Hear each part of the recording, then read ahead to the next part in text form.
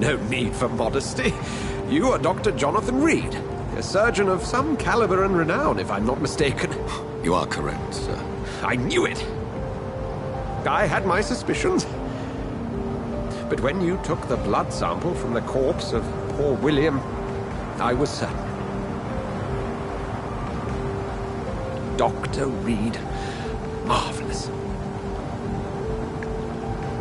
Have we met? I attended 3 of your seminars before the war. I have the utmost admiration for your research. And what a turn of fate. England's most esteemed blood specialist returns to London a vampire. That word, again, from a so-called man of science. I understand. Traditionally, the role of science is to refute myth, but when myth walks among us, the Brotherhood of St. Paul has dedicated its purpose to their study. There's so much for you to learn. Of that, you are right. Well, then let me be blunt.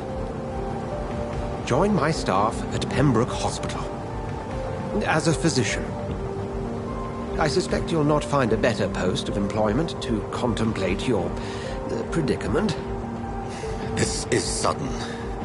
I was returning home to see my sickly mother.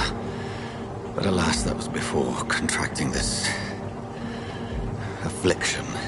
Dr. Reed, take a moment to consider. The post would be for the night shift, providing a good explanation for your absence during daylight hours.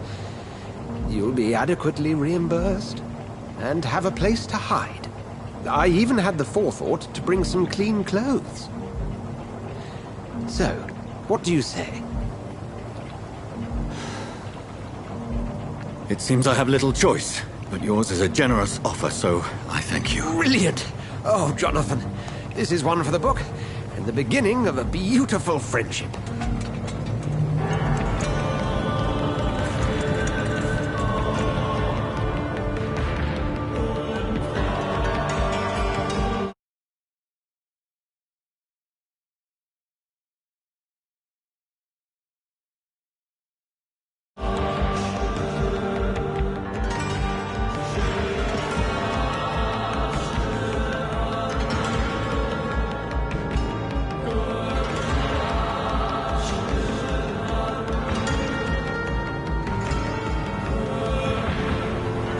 Dr. Swansea, thank goodness. I was beginning to be concerned. Worry no more, Nurse Crane, for I bring good news. Oh, Doctor, what a night. We lost 2 more patients. Nurse Scow said she couldn't take it anymore and resigned. Yes, well, I'll make a new rota in the morning. In the meantime, find a good bed for Mr. Hampton. Be sure to pay attention to his needs. Of course, Doctor. Oh, and Dorothy? Yes, Doctor? Dr. Reed here has just returned from the front. He served King and Country and will be joining us here at Pembroke. We're very lucky to have gained a surgeon of his talent, and one so experienced in blood transfusions. That is good news indeed, Doctor. Oh, yes.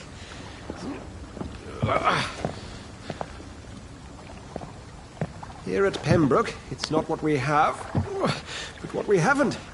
It's only thanks to Nurse Crane and the staff that our ship doesn't sink. If you have any questions, just ask her. Duly noted. Thank you. Your assistance is required, Dr. Swansea, immediately. Welcome aboard, Jonathan. We'll catch up after my rounds. I'm coming, Nurse Crane. I'm coming.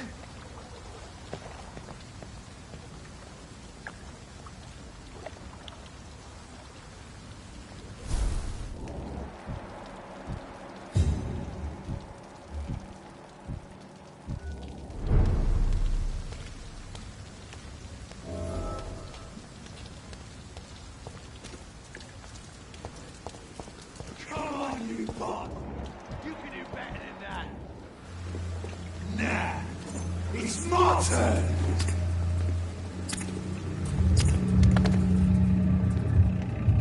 Rotten oppressive. Each heart contains the seed of life. Drink at this river, dry it all.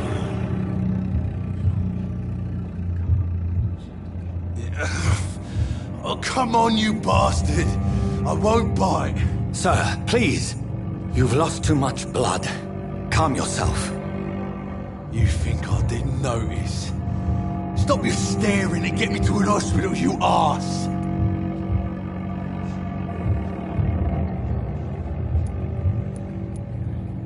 Insulting a good Samaritan. Not exactly the way to get rescued. Alright, sorry. I am in pain here. My guts are spilling out onto the street and you're yabbering on. Yes. That's a very nasty wound you've got there. Take my word, I am a doctor. Dr. Jonathan Reed. Name's Clay Cox. I'd appreciate you helping me to a better place, Doc. Follow me, Mr. Cox. Let me assist you to that better place.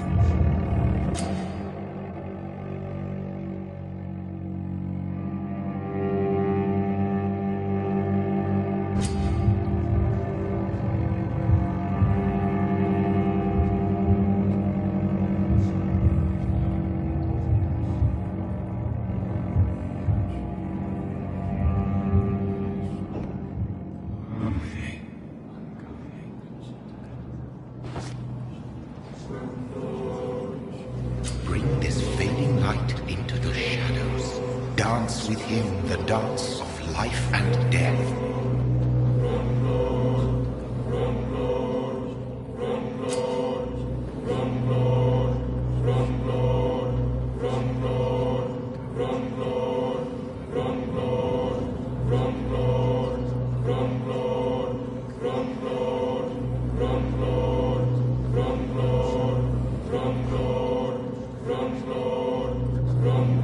No more. Not tonight. Not like this. I will not take another life. Did I black out?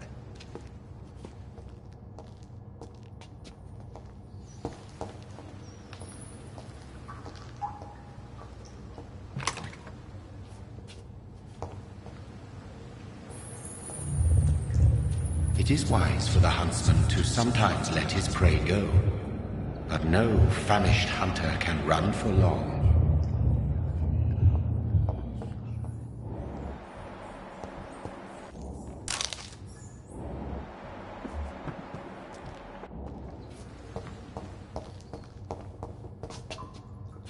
Whoa, I feel giddy.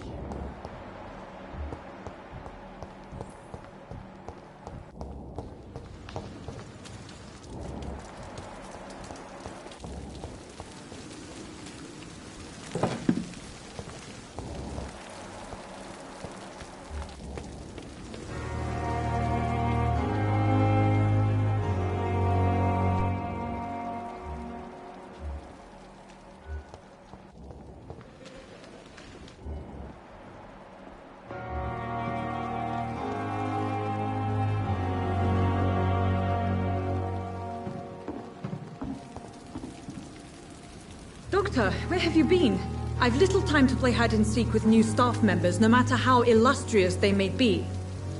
I found a wounded man by the docks. He answers to the name of Clay Cox. He requires urgent medical attention. Already making the rounds? That's the Pembroke spirit. I'll ask our porter, Milton, to bring him back immediately. Thank you, nurse. What can I do for you? Dr. Swansea insisted we provide you a quiet office. You'll find it on the second floor with your name on the door. Thank you. Nurse Crane, isn't it? Yes, Dorothy Crane. Welcome to Pembroke Hospital, Dr. Reed. Your office has been prepared. I would like to ask a few questions first. What kind of man is Dr. Swansea? Well, you accepted the job from him. I thought you would have known about your employer.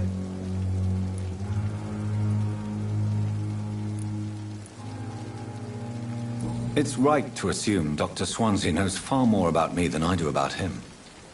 You'll get to know him soon enough, and better than me. The administrator has better things to do than mix with us.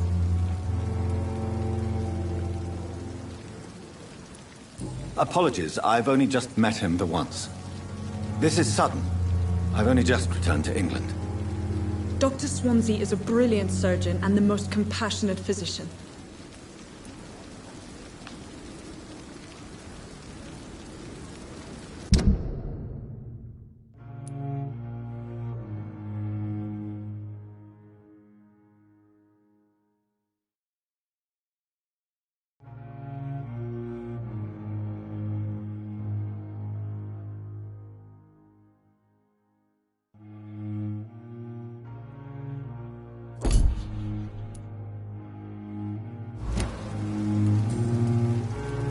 And Mr. Hampton, the patient we brought in, how does he fare?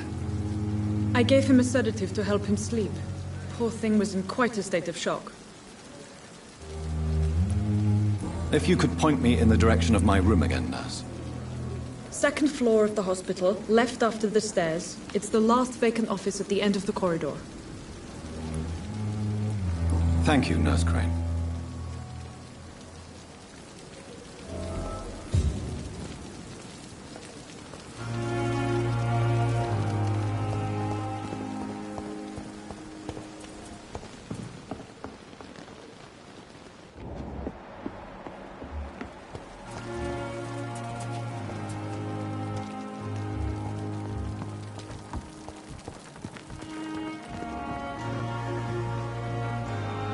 Good evening, sir. So it is true. The famous Dr. Reed has joined us.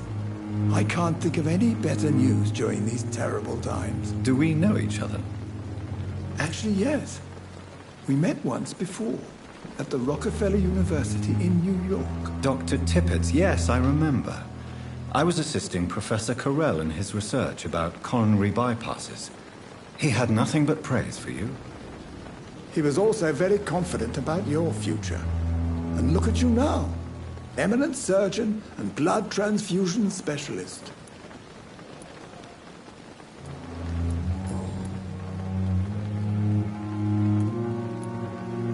What can you tell me about the staff in the hospital? Some are really good, and others are not so good. But during this troubled period, there is no time for slander. I prefer to focus on the positive character traits. Tell me more about cherished people, then. Nurse Brannigan is a pearl. She is the most helpful and dedicated nurse I've ever worked with. A clever and cheerful woman. You really seem to admire her skills. I'll go even further. If she was a man, she would be a damn fine practitioner. Any opinion about the management? I don't always agree with Dr. Swansea's reserve, but I must admit he does all he can to keep this facility running during this crisis. Ah, yes, the burden of command. I was fed up with this concept while serving as a medical officer. Don't get me wrong. Swansea's a good administrator. I just wish he would get out of his office down again. What is the Pembroke Hospital situation? And please, speak freely. This hospital is not exactly the best of London. I'm sure you are used to working in a better environment.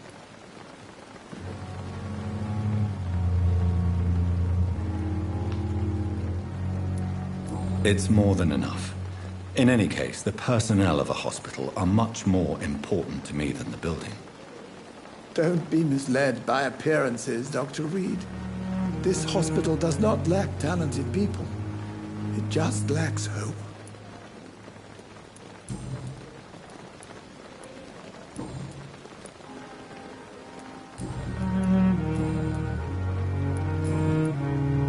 Goodbye, Dr. Tippett.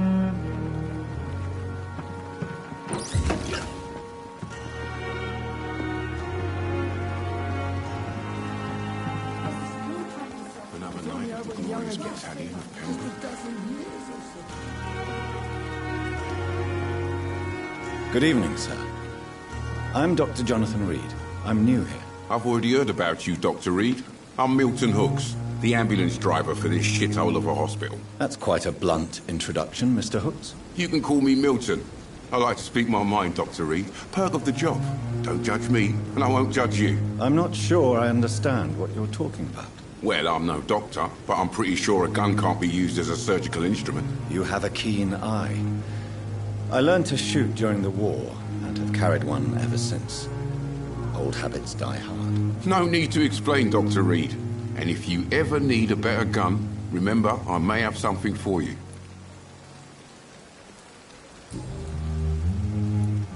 Are you really smuggling weapons through the hospital? And why not? I've already been attacked by patients, you know. And by gang members willing to steal my money. But you're not defending yourself. You're selling guns to civilians. You keep people alive your own way, Doctor. I offer them another way to protect their health. How is the situation around here? You want to hear the situation is all right? It's fucking awful. We lack everything, and it's getting worse every day. So what do you do exactly in this hospital? Apart from smuggling guns, I mean. I've been an ambulance driver since... too long, I guess. I bring sick people here night and day. It's a dirty job, but I get it done. Most of the time.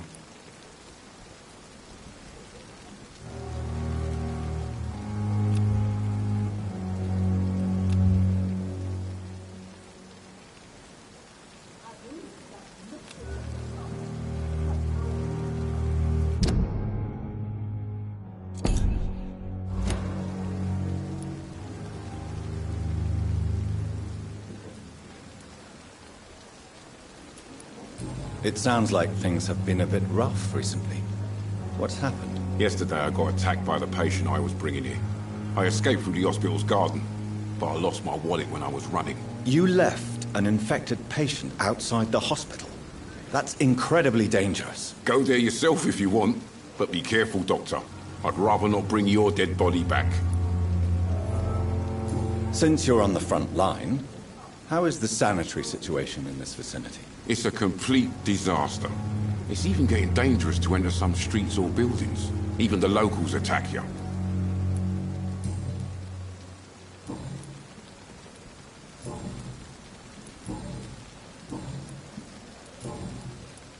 I'd like to see your goods. Wise choice, Dr. Reed. A reliable gun is what everybody needs these days.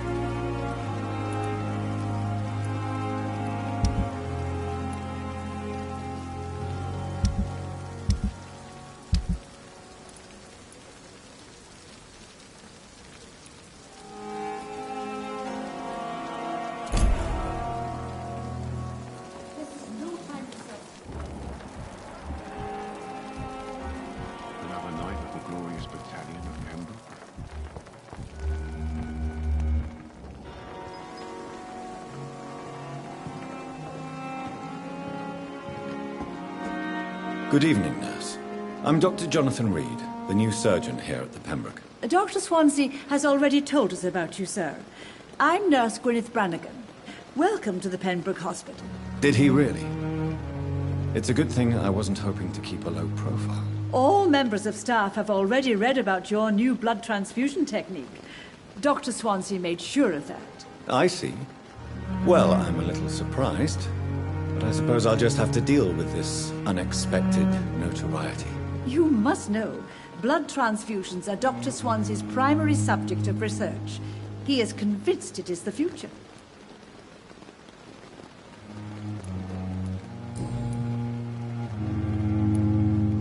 Why does Dr. Tippett's claim you're the main reason he keeps working, despite his fatigue? If it wasn't for him, I probably would have left the Pembroke years ago.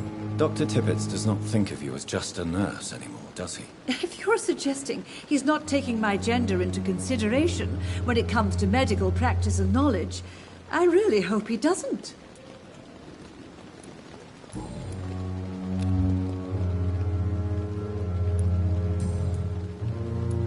How are things here? Not good, to say the least.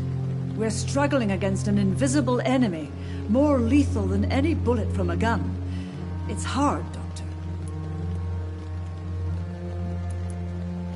An invisible enemy? Quite a poetic term for a disease, especially from a nurse. Sorry, Doctor. These last few weeks have been exhausting. We could all do with a good night's sleep. Do you think this hospital can survive the epidemic? We are all volunteers here, and we're trying to hold fast, but how do we beat an invisible killer?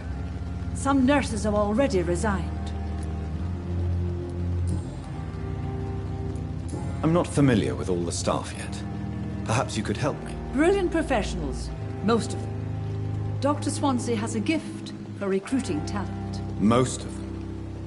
Is there a problem I should know about, nurse? It would be inappropriate for me to speak ill of a colleague.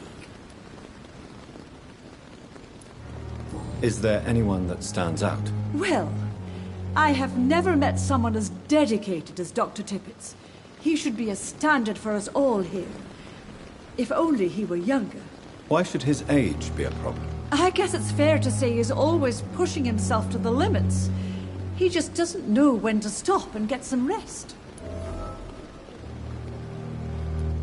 Nurse Brannigan, if you do know something, please tell me.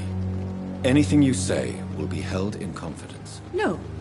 I may disagree with some conduct, but in the end, everybody is doing their best.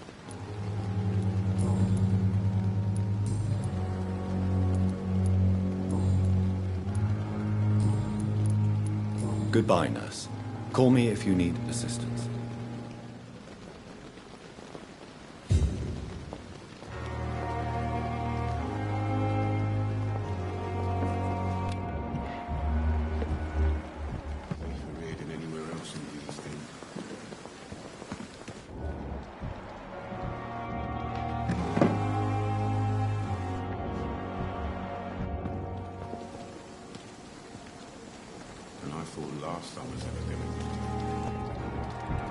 Dr. Swansea is right.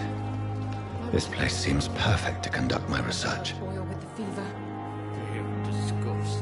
Good evening, nurse. Good evening, Doctor. I don't think we've been introduced yet. My name is Pippa Hawkins. And I'm Dr. Jonathan Reed. Dr. Swansea has recently offered me a position in this hospital. Well, it's a euphemism that your help will be appreciated, Doctor.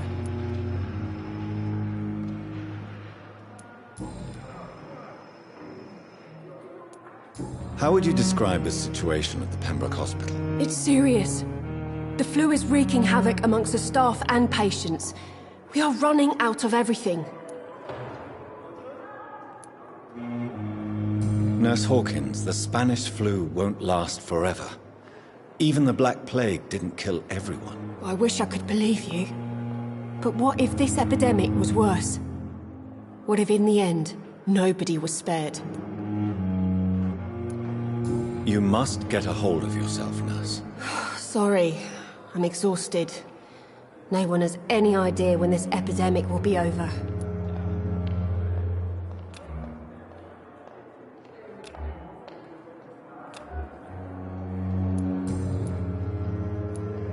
How long have you been a nurse? Well, long enough to see that the epidemic is winning. And no matter how qualified you are, don't tell me you'll change that. You're right. When dealing with such a terrible disease, one must remain humble. But that doesn't mean we shouldn't try our best. Sorry, Doctor. I don't want to sound bitter, but I'm just too tired to give a pep talk like Nurse Brannigan. How is the Pembroke staff coping with the epidemic? Well, not well. Milton, the ambulance driver, is even more grumpy than usual, especially concerning doctors.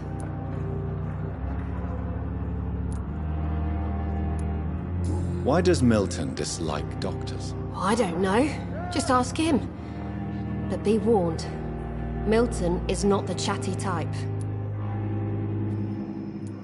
Why is Milton grumpy on a daily basis? Is it just an act? Milton's not the kind of man who's bothered about a bad reputation, whether he deserved it or not.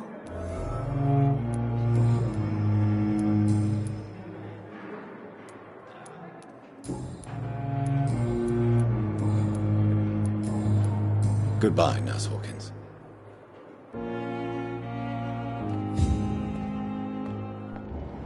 Help me!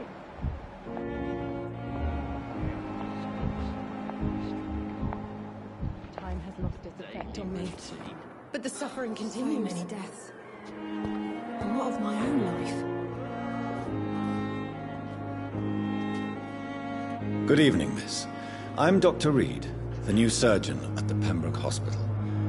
And who are you? Your name has no meaning to me, mortal. You're nothing but dust blown by the winds of eternity. I beg your pardon? What are you begging for, mortal? My clemency? Well, tonight maybe I'm inclined to mercy. You'll never forget the night you met Thelma Howcroft. You keep calling me mortal. Why is that? And if I'm mortal, what are you? Well, Dr. Reed, if you must know, I'm a vampire.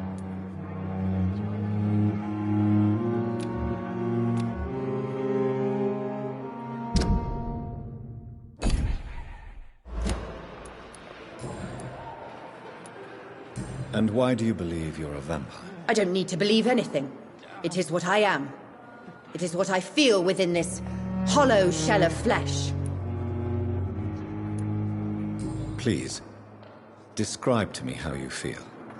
What is it like to be a vampire? I can hear my body crumble from the inside as my flesh cracks and fades. I sense the last pulse of postulant blood within my drying veins. I need new blood. I see. Have you ever heard of Cotard syndrome, Miss Howcroft? Never. It's a mental illness discovered by a French neurologist named Jules Cotard. The affected patients are delusional. They believe that they are putrefying, that they are dead, a ghost or a ghoul, or in your case, a vampire. Delusional, you say? Oh, sad and petty mortal. You can't even begin to understand the concept of immortality. And you think it is I who am delusional. I'm assuming you must be a patient here. Am I right, Miss Howcroft? It's only a cover. To hide from my enemies. I can leave whenever I want. As a woman, a spirit, fog, or bat. Who are these enemies you mentioned? Can you describe them? I cannot say for sure. But I sense their eyes on me from nearby. I feel them watching me every time I visit the garden near the morgue. The staff here are not your enemy. They're here to help you, to care for you. I'm not speaking of the doctors in white. I'm speaking of the men and women who hunt me. For I am a vampire! I see. Don't worry. These people will not find you here. I'll personally make sure they leave you alone. Thank you, mortal. But do not interfere with them, for you are no match for those that hunt me.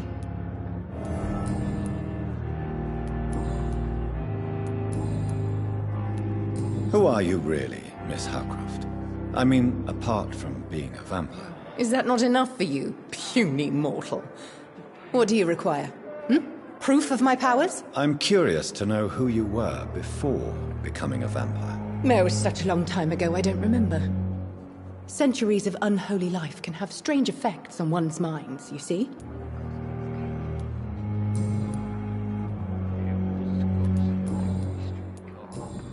I'll leave you, Mistress of the Dark, to your nocturnal activities. I wish I could be sick again. I feel my blood boil with the fever. A giant morgue disguised. Good evening, Nurse Hawkins. Good evening, Dr. Reed.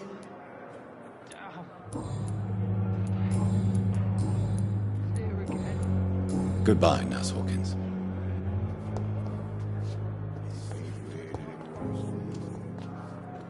Good evening, sir. Can I help you? Unless you're here to fix my face. No. I don't think you can help me. I'm Dr. Reed. I've recently taken the position of head surgeon here.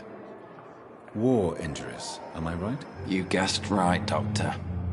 German shell took my pretty little mug right off.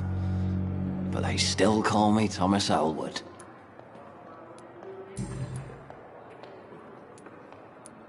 How is your stay with us, Mr. Elwood? Oh, it's bliss. I just escaped death in the trenches to be surrounded again by the moans of the dying. Can I ask you precisely why you're a patient here? It's the pain, sir. The drugs don't work. It just hurts under the scars, if you get my drift. Can I do anything for your pain? Nurses gave me a bunch of pills. No effect. Told you. It's like the flames are under my skin, burning away. Who is treating you? Is someone in particular looking after your case? Nobody since the old and tired doctor spoke to me. Started to think I was forgotten about. Wouldn't blame you. You don't seem worried by that. My face hurts so much more when I smile or cry. I've learned it's easier not to speak. But be assured I'm smiling inside.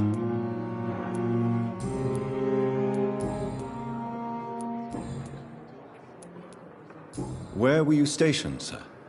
Did you serve for long? I really don't want to talk about all this shit. No offense. I was pushing too much. I served in France myself. I just wanted to know what happened to you. You were an officer, weren't you? Then I doubt we fought the same war, sir. No offense. How close are you to Miss Hallcroft? Are you aware that she thinks she is a vampire? To wait for her next nibble is the best reason to stay here. Every time she approaches my bed, she treats me like something tasty. A normal person. Aren't you afraid? She may hurt you if the game goes too far. She's quite harmless, I can assure you. Her head's broken inside is all. While I'm busted on the outside. But she's still beautiful. Living proof that there's hope for me. So do you let her bite you? You know that's not sanitary. And why not? She's only supping a few drops of me blood. And the pain, it's real for once. She could decide to bite less willing patients. Then it's another good reason for me to stay here, Doctor. You do realize she's mentally disturbed. It's called the Cotard syndrome. She truly believes she's a vampire. In her madness, she never refers to my scars.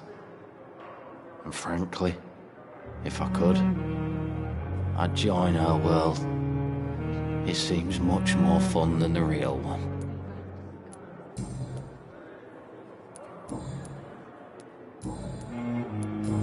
Goodbye for now, Mr. Elwood. Fear and disgust on every street corner. The daily routine. Good evening, Mr. Hampton. How do you feel? Dr. Reed, is it? Oh, sir, I must apologize for my behavior. What do you mean? I was not myself in the factory. Fear and exhaustion made me say awful things to you, I'm afraid. You remained perfectly nice and polite. A little delirious, perhaps. But who wouldn't be after enduring an abduction? Thank you, Doctor. That's a relief. Now all I need to do is rest and return to my flock. Do you know Tom Watts, the bartender from the Turtle? I met him before I found you in the canning factory. Tom? Yes, of course. Always the helping hand, good old Tom. Without men like him, corruption and despair would have wiped out the East End long ago. People are still in despair. How could it be otherwise? The authorities have left us all to rot in this contagious nightmare. No drugs, no advice, nothing. It's a damn shame. Who should I avoid in this part of town, then? Any particularly evil figures? Not really. Most men and women are just doing their best. And it's not my habit to speak ill of people I know, Doctor. How did you end up in William Bishop's den? I had received alarming news about his recent behavior. I went to his place and he refused to let me go. Why did he abduct you? William was an alcoholic. His addiction suddenly changed to blood. I don't know why. Just like a patient I met here. This Miss Hallcroft. You dared to enter this awful place alone. You're a hero, Mr. Hampton. Or a fool. I'm just a man trying to help his friends, Dr. Reed. William Bishop was a conflicted soul, searching for light. What is the general situation in the East End docks? The situation has always been tough, with a lot of tensions between the gangs and the dockers' trade union. The Wet Boot Boys are very nervous since they lost their leader.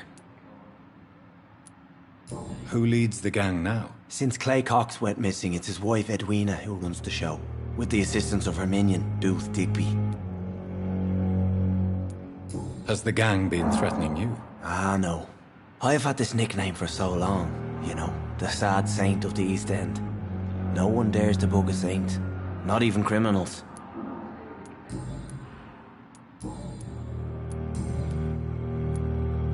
How do you feel, Mr. Hampton? Medically speaking, I mean. I feel exhausted. Beyond exhaustion, actually. William drank so much of my blood in his madness. I feel empty. You're in good hands here. Dr. Swansea is well versed in blood transfusion, and I'm sure he'll take the best care of you. Thank you, sir. I believe all I need is rest. And then I can go back to the people who need me. What do you do for a living, Mr. Hampton? I can't help but notice the cross around your neck. I manage a night asylum for the poor and homeless of the docks. And I try to guide the lost and hesitant on the right path to our Lord. Are you a priest, Mr. Hampton? A deacon, maybe? Not at all, Doctor. I'm just a man of faith willing to preach the good word. Why didn't you use your cross against William Bishop? To repel him somehow? That's a very strange question, Doctor. A cross is no magical token, if that's what you were trying to say. Not mine, anyway. Have you made friends since you arrived? Not really, but I recognize Miss Harriet Jones. I knew her when she lived by the docks. That poor woman had such a miserable life. You never came to see her here at Pembroke? Receiving visits when sick can be an important part of the healing process, you know. We're not just bodies. You're preaching to the converted now, Doctor. To be truly honest, I thought she was dead. She left the docks many months ago. Goodbye, Mr. Hampton. We'll talk again later. The daily routine. Time has lost its effect on me, but the suffering continues.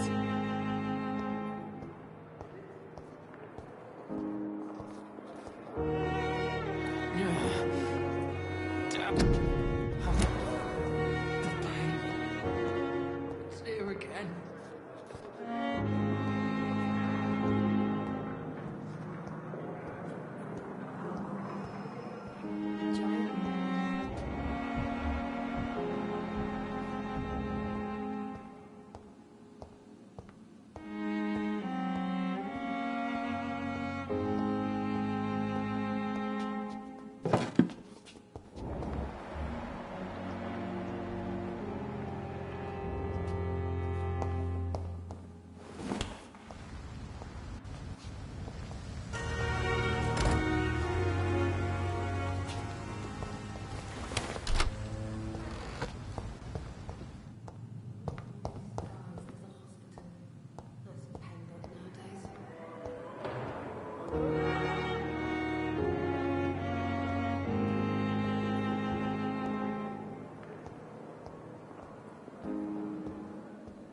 It's locked, all right.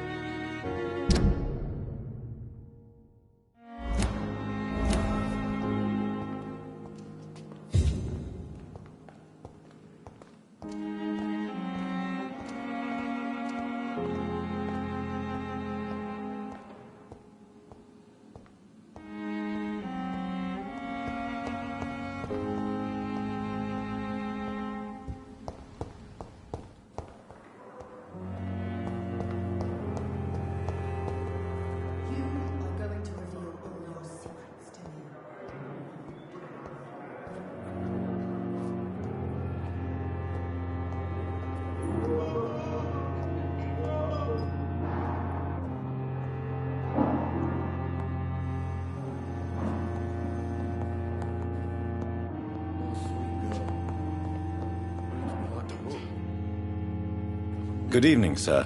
I'm Dr. Reed.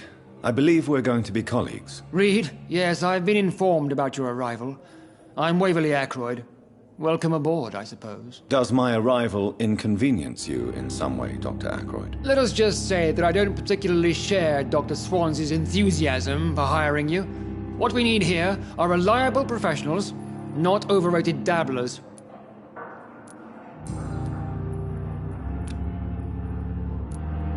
If you have a problem with me, Dr. Ackroyd, please feel free to tell me. Dr. Swansea has imposed your presence on this hospital without asking anyone's advice. The benefit of his position. But I don't agree with it. I know we've never met before, But I believe this hospital could use all the help it can get. You will agree with that, I'm sure. Oh, but I have heard about you, Dr. Reed. Of course, you can't say the same about me, since I have not wasted my time courting the press.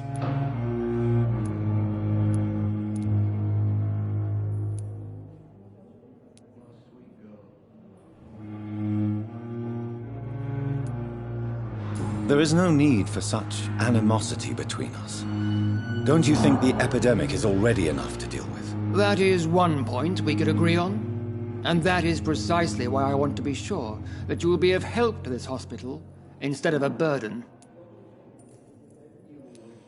Since your tenure in this hospital is longer than mine, perhaps you can tell me more about this place. Let's just say I'm tired of the carelessness around me. I have always respected the skills of Dr. Swansea, but over time his enthusiasm has become displaced. Carelessness?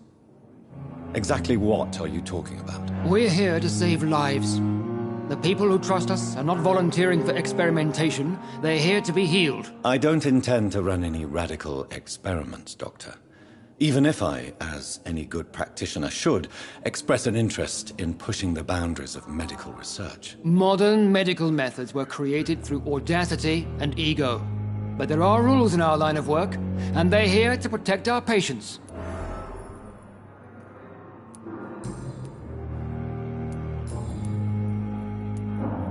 I don't know what you've heard about me, but I have already proved my value as a practitioner. I don't question your skills, Dr. Reed, but your motive. Is it money, fame, or are you truly dedicated? And what exactly is that supposed to mean? I served in the war just like you.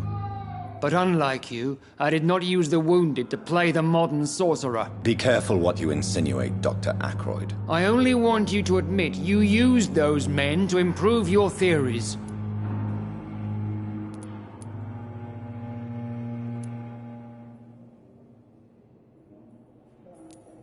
This is ridiculous. My blood transfusion technique saved many lives, and you know it. You see? That is exactly what I hate about people like you. You avoid this kind of accusation instead of facing reality. It seems you have bad memories of your military service. I refuse to see this industrial slaughter as scientific progress. We can at least... I don't... and what... I only... This is You see...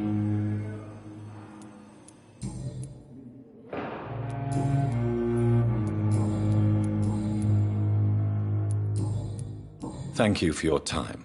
We'll talk later.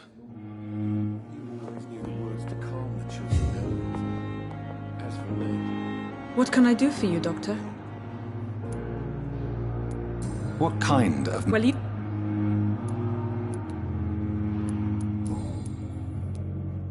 If you...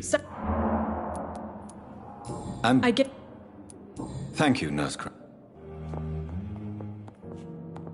My sweet girl. Reads me like a book. I never could keep anything from her. Good evening, sir. I'm Dr. Reed. May I help you? I don't know if a third opinion is needed. I see. Are you... Well, you know... Tell... I was... What are...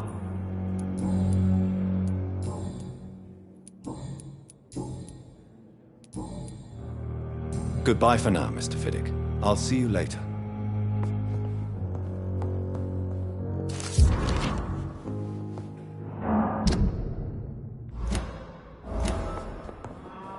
I will not let you down, my boy.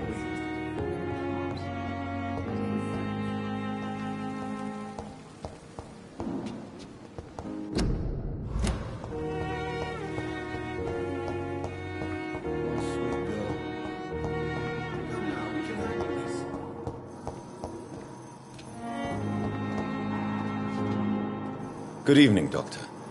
I believe we're going to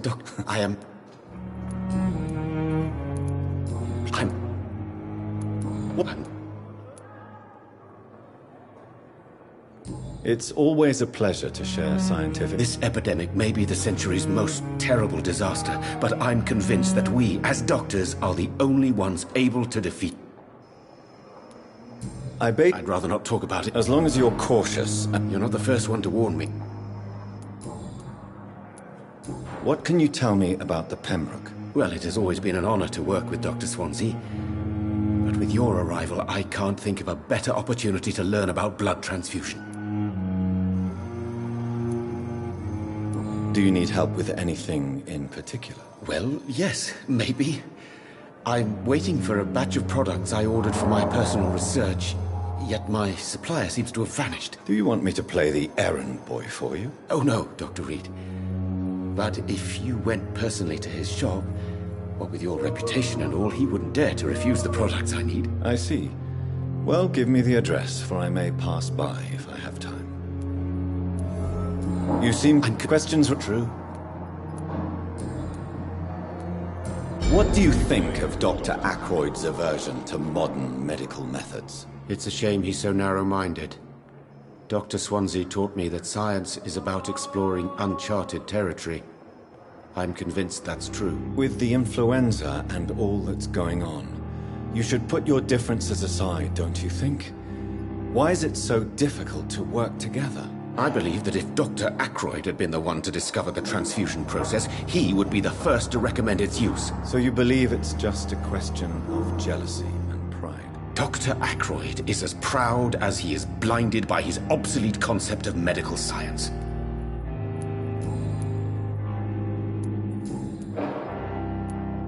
Tell me more about your willingness to experiment with new medical techniques. Harvey Fiddick is a patient suffering from a severe injury that could cripple him if not treated correctly.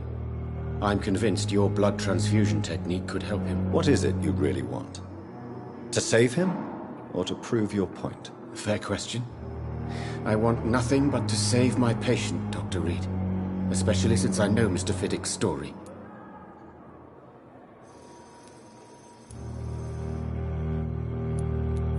Tell me Mr. Fiddick's story. Our first diagnosis was compromised because Mr. Fiddick lied to us about the real origin of his injury.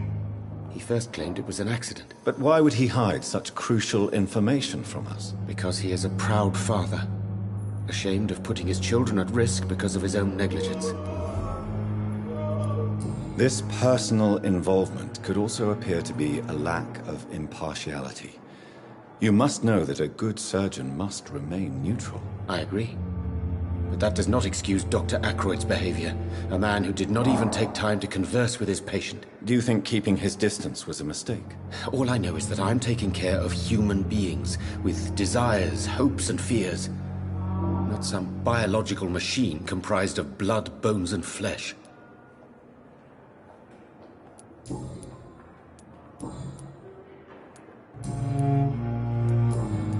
Goodbye, Dr. Strickland.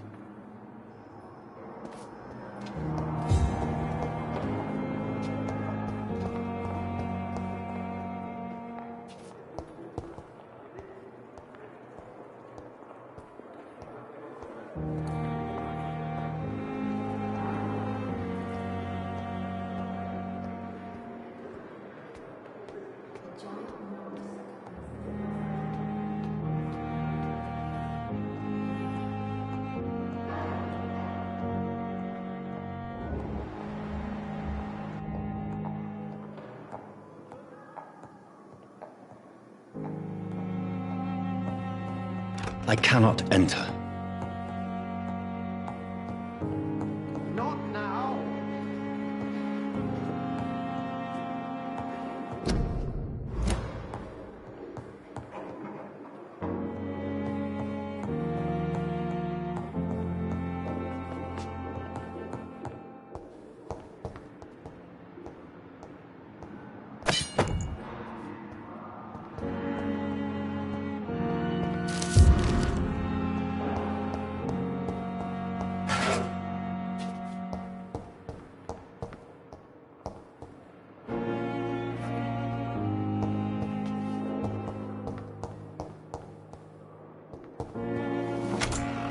This must be the place. It's definitely away from prying eyes. Relegated to the shadows. A kingdom of my own. At least I won't be sleeping in a coffin.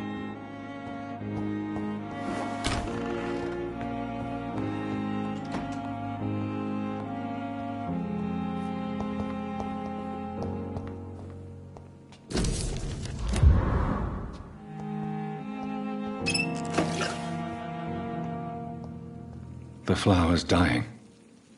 It needs water.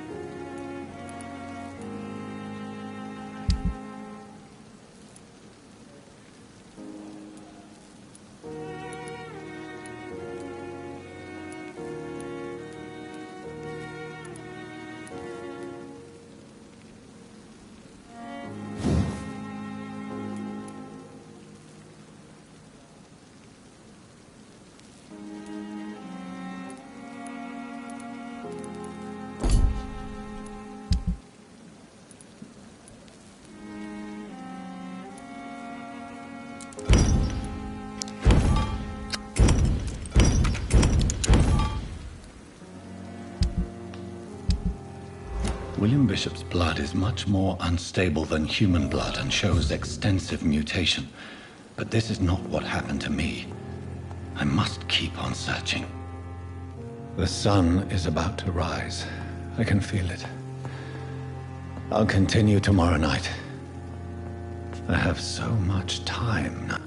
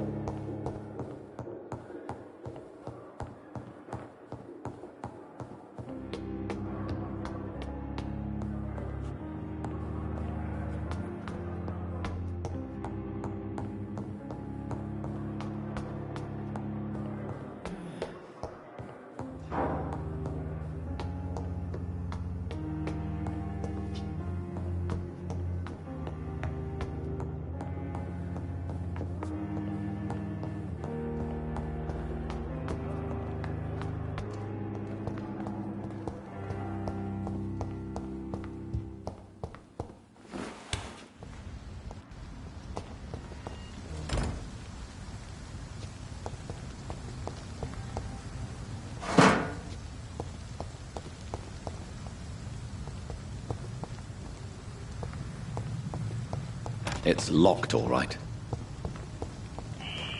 Scowl voices in the garden. I should investigate. If they were to find somebody...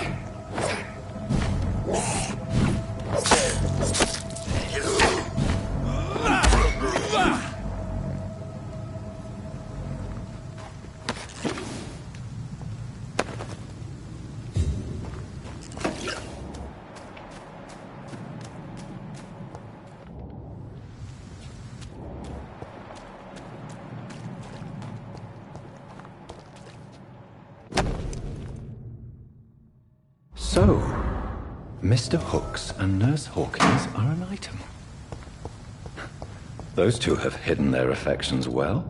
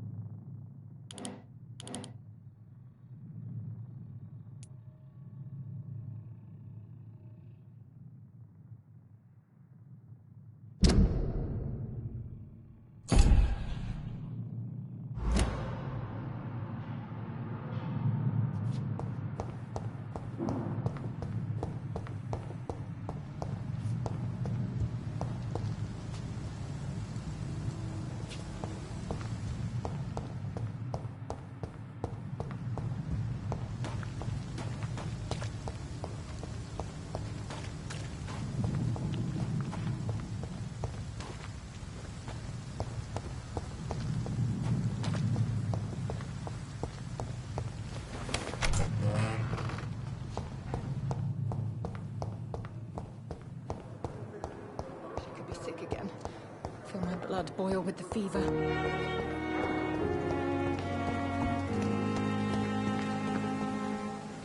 Good evening, Milton. Good evening, Doctor. Still trying to save lives?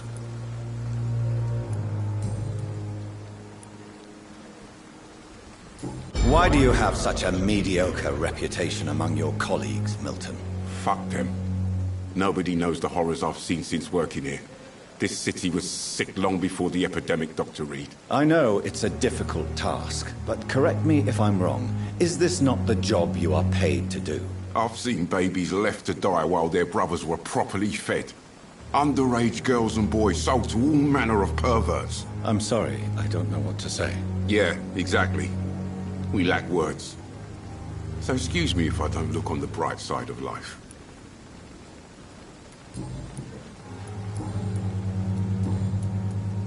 I have some good news, Milton. What? The epidemic's over? I retrieved your wallet, with all the money and a certain picture. Well, yeah, Pippa Hawkins is my girl. So what? Is it the difference of skin color that bothers you? Not at all, Milton. Good. Please, take this money anyway. To remind you to keep your mouth shut. Not everybody is as broad-minded as you, Dr. Reed.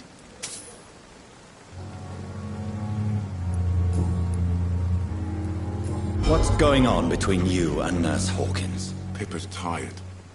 Tired of all this shit. Tired of all those corpses piling up.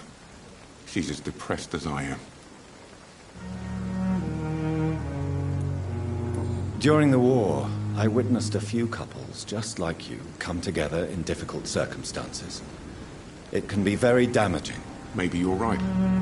But we support each other. And that's all that matters. You do realize you could both get fired. Hospital staff are not meant to have intimate relationships with one another. Come on, Dr. Reed. Do you know how many rules are broken in this hospital every day just to keep it running? There's nothing wrong with what we're doing.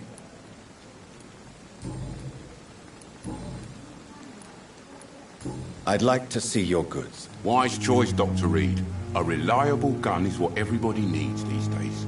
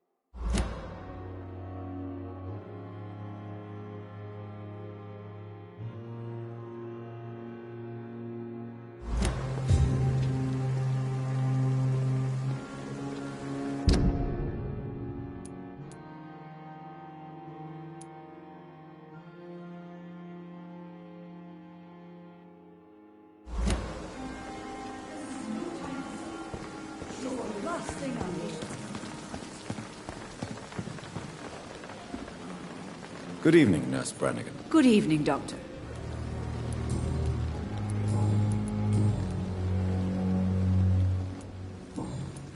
Goodbye, Nurse. Call me if you need assistance.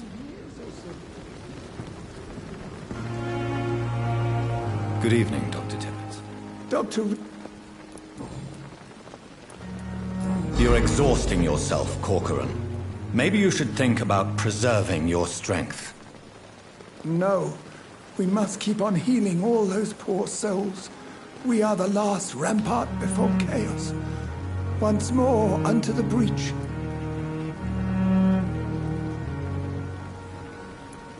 Nurse Brannigan is worried about you, Doctor. She should not have told you that. I will have a word with her. You don't have to blame her for her honesty. I'm not that kind of man, my dear Jonathan. Actually, Nurse Brannigan's opinion is the only one I may listen to. You're exhausting. Nurse, you don't...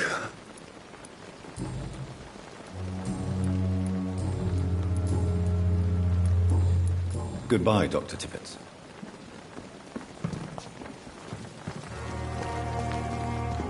Perhaps I should have considered the offer from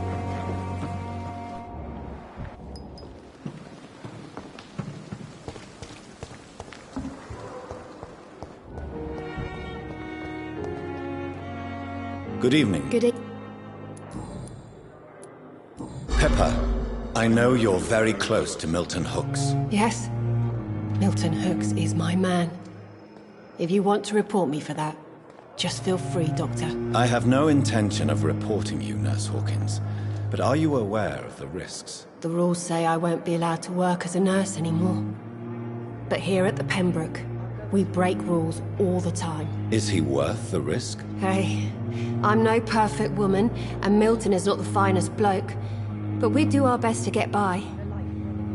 That's all any of us can hope for nowadays.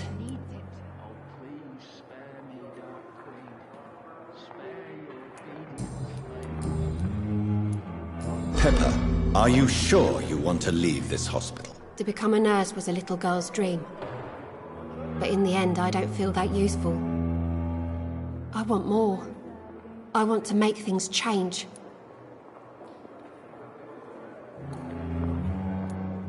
You should be proud of what you've achieved. This hospital represents hope for many people in need of help. Maybe you're right.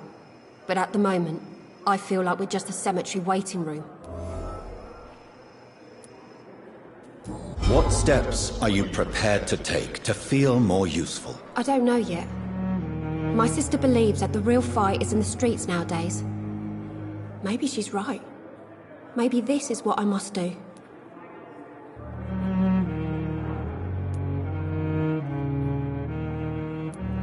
If you feel that saving lives is not useful enough, perhaps it means that you've lost faith. On the contrary, my faith has never been stronger. Maybe we are all just too proud to face up to the fact that science cannot compete with God. And what about Milton Hooks? Does he share your point of view? For Milton, any change means more comfort and more peace. I disagree.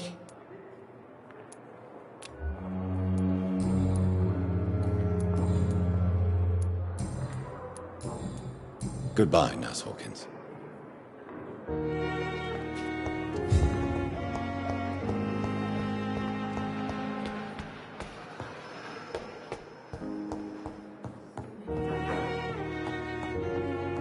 It's locked.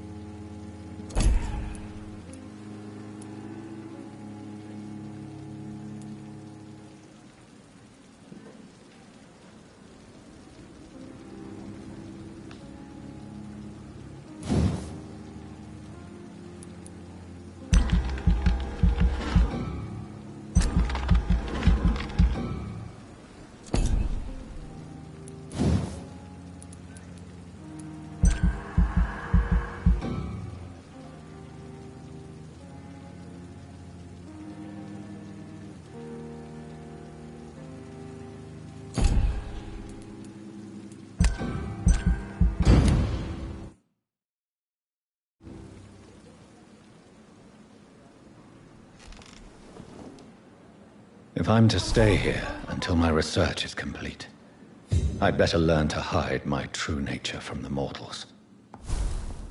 But what about my thirst for blood?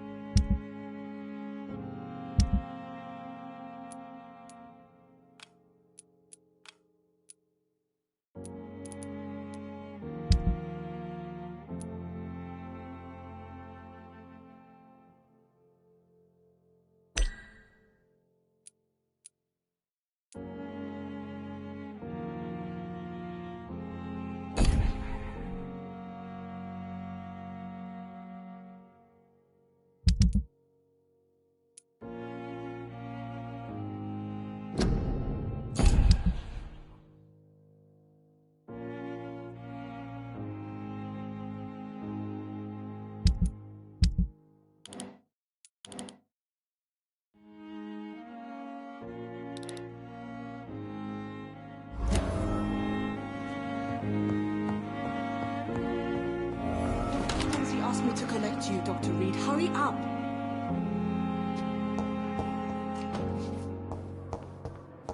Hurry now, Doctor. It's freezing here. Yes, Nurse Crane? How can I help you? I'm so sorry. I know Dr. Swansea wanted you to rest, but we have somewhat of a crisis. A crisis, you say? Our supply of antiseptics is nearly depleted. I was hoping there was another box up here, but...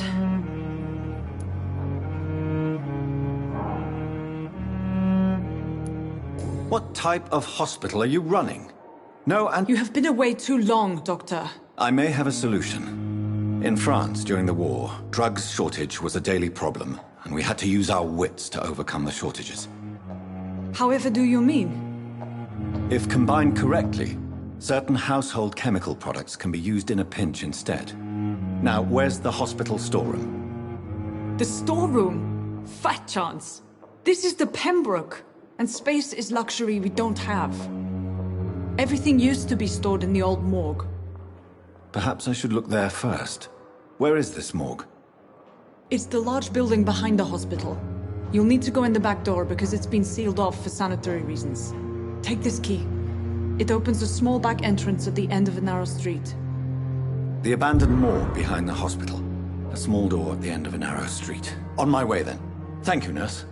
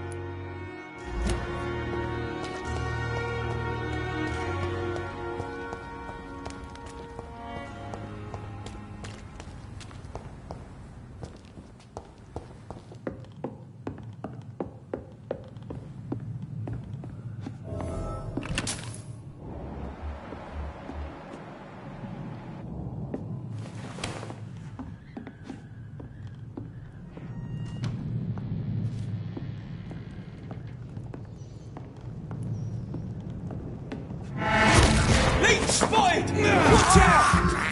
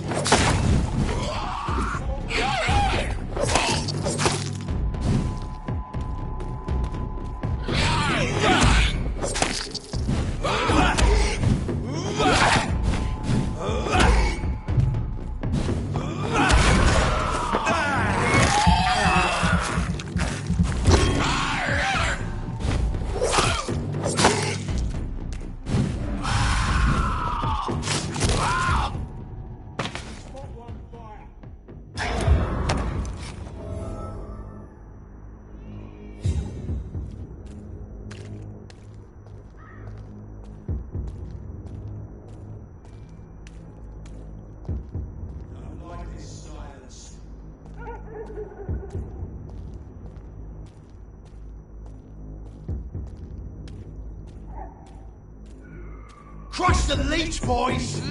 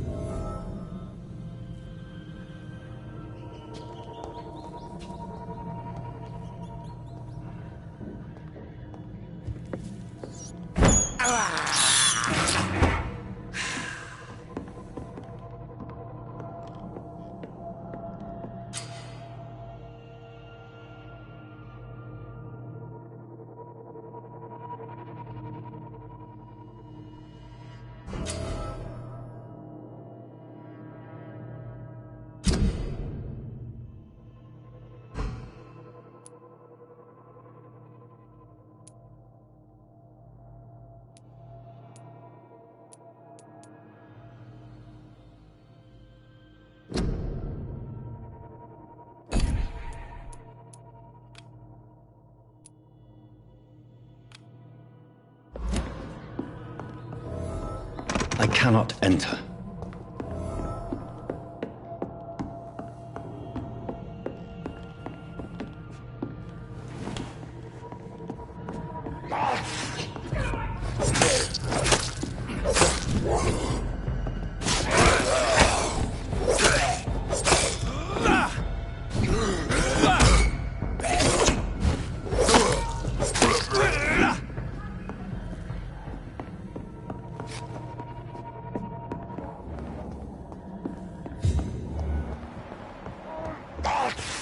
from me!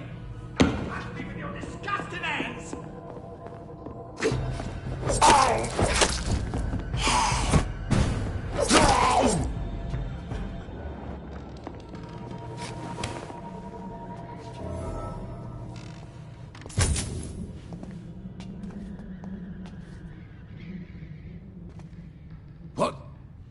What happened? Who are you? It's all right, sir. You're safe now. Oh, a fellow Englishman. Thank you, sir.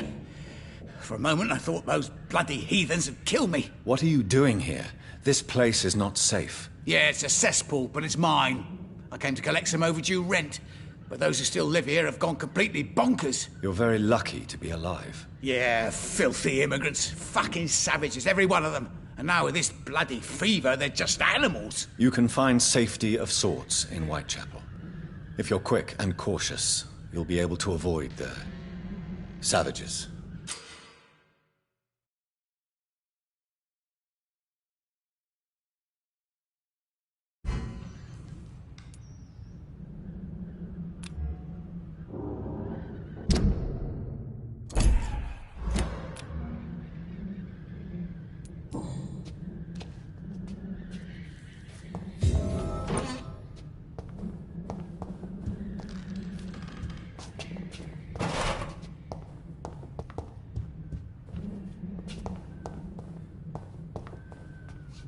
You had better return to Whitechapel without... Safety is...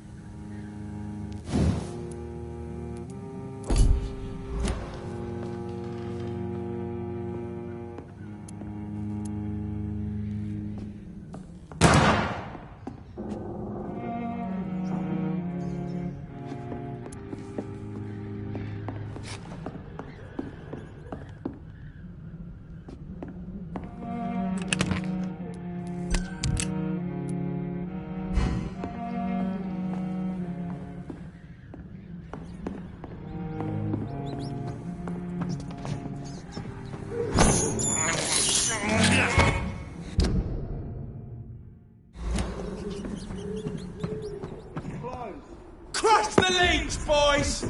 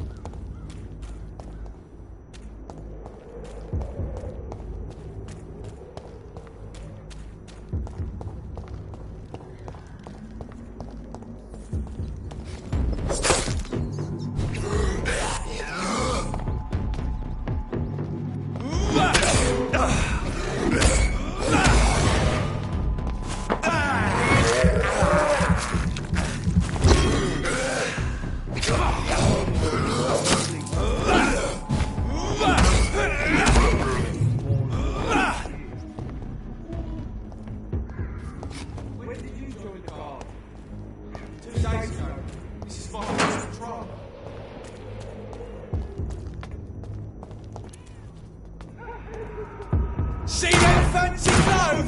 This one's a top! No!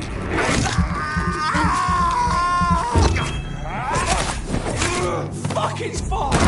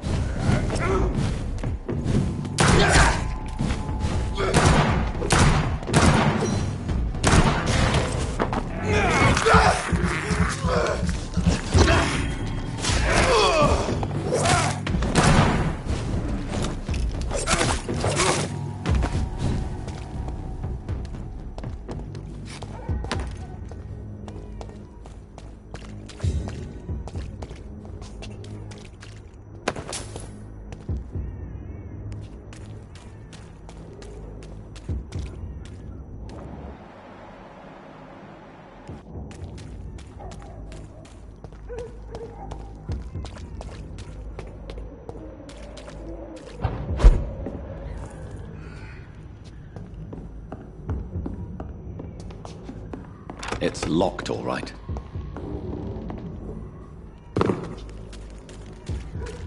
It's locked.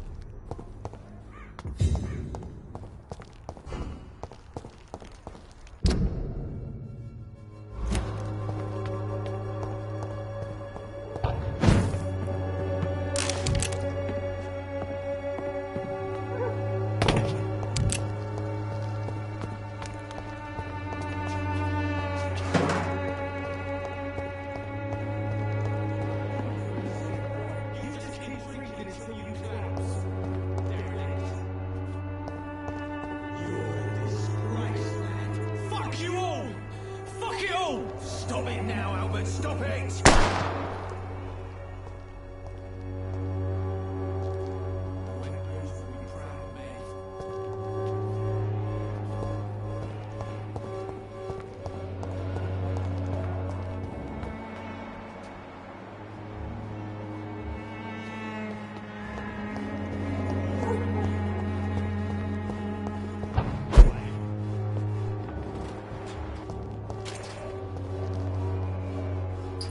Are you all right? The bastard hit the wall next to me.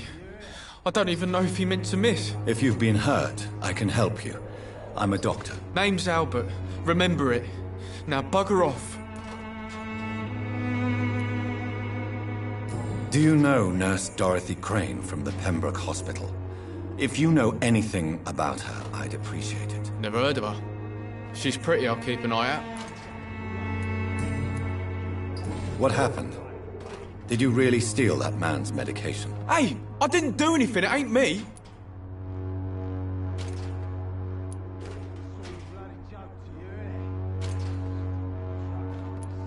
All right. Perhaps the poor drunk just confused you with someone else. Sod off, mister. You ain't got no clue what's going on here. Bastard was a soldier in the war, so now he's got the right to shoot me. It's true. I'm not familiar with this part of town. Perhaps you could help me. I said sod off. Go find yourself another guide.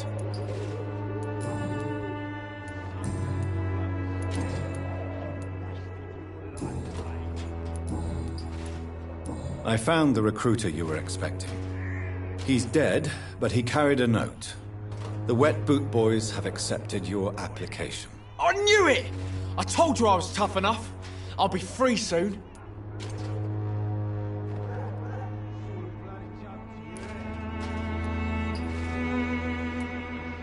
This note was found on a dead man, Albert.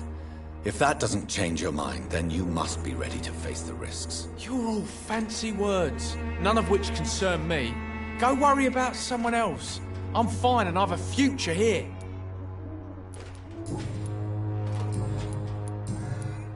What happened? Hey, Goodbye, young man. The Wet Boots will be proud of me.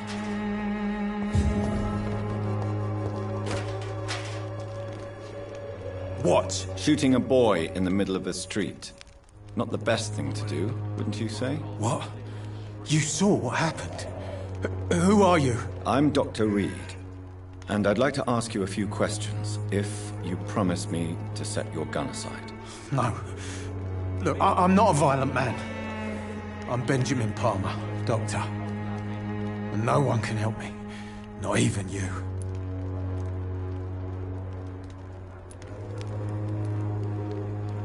Do you know Nurse Dorothy Crane from the Pembroke Hospital?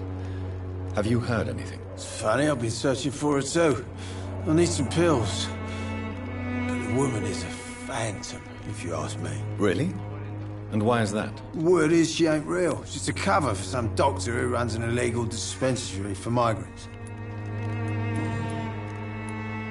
What can you tell me about this place? Nothing to say, really. This is where I used to live, and this is where I live now. You don't have anywhere to go? No family that would welcome you? Not since the death of my wife. Albert's mother. She was sick, you see. Long before the flu and all this shit.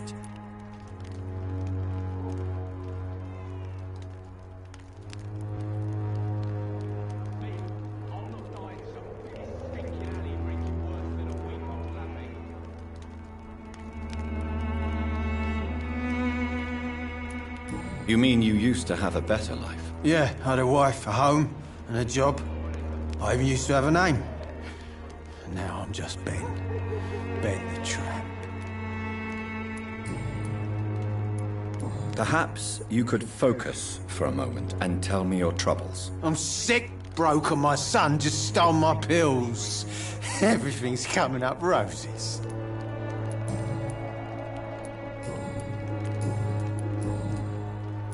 Whatever the boy did, I'm sure he didn't deserve a public execution. I swear I didn't want to hit him. It's just that I'm sick in the head, you see, and the boy just frayed me last nerve. What is it, Benjamin? It was the war, wasn't it? Your nerves are shot, aren't they? I need some answers, Private. From one soldier to another. The doctors called me a liar, a coward. Put me in a straitjacket, locked me up. Finally, they sent me back to the front lines with a handful of tablets.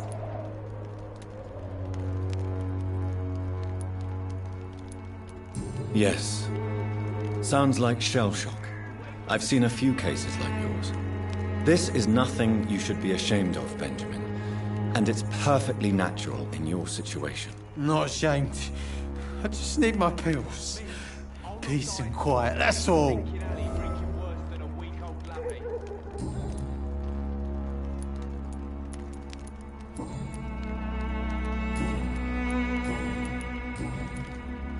A gun, alcohol, and a bad temper make a terrible cocktail, sir. Goodbye for now.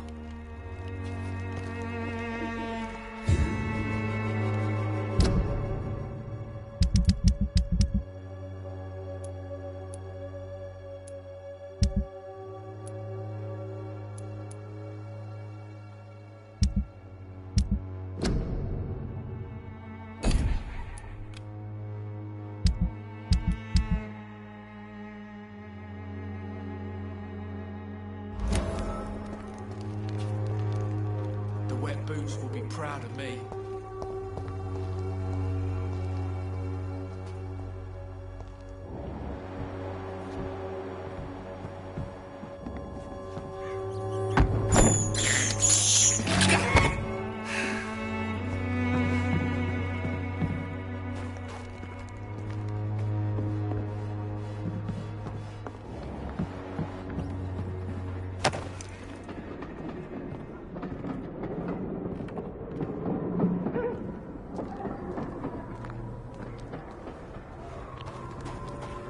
I cannot enter.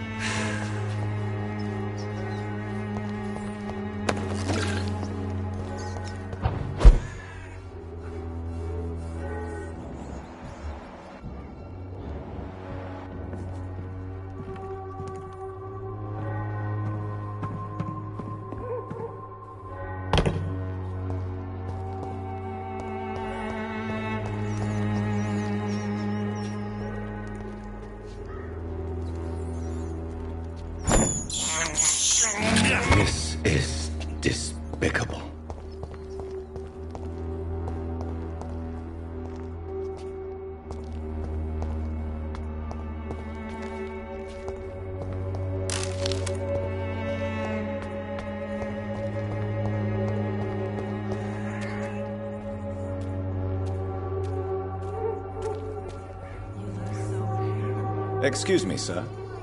I have a few questions for you. Another journalist? I didn't answer the first one, so piss off! I'm not a journalist, I'm a doctor. A doctor, you say? It's quite a rare breed in this part of town. Really? But still, here I am. Dr. Jonathan Reed, at your service. I'm Joe Peterson to some, but Colossus Joe to most. And I don't remember asking for your service, sir. Have you heard of a nurse named Dorothy Crane? She's a colleague of mine, and is supposed to live around here. Dorothy Crane? Yeah, I know her. One of the few good souls who dare to help the sick around here. Could you please tell me more about her? She's a nice girl. Tries to help the migrants. I offered to give her a hand, but she said my reputation would attract too much attention.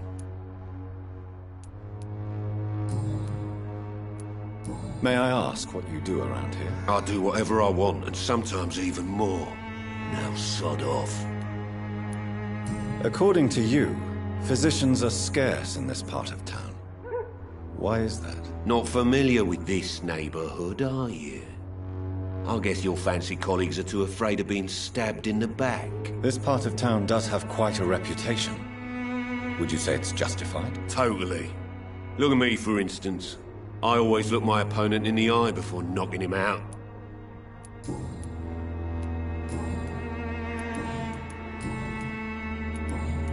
Goodbye, Mr. Peterson.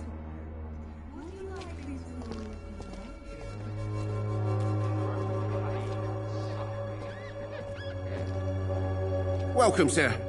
Please, take a browse of my wares. I am Dr. Reed. I would like to ask you a few questions, if you don't mind. Doctor? Interesting. I'm Barrett Lewis. Usually I don't have time to waste with talk, but at this hour of the night I can hardly refuse. Have you heard of a nurse called Dorothy Crane? Nurse Crane? So the bitch really is a nurse, then? Always thought she was just some crafty foreigner, that one.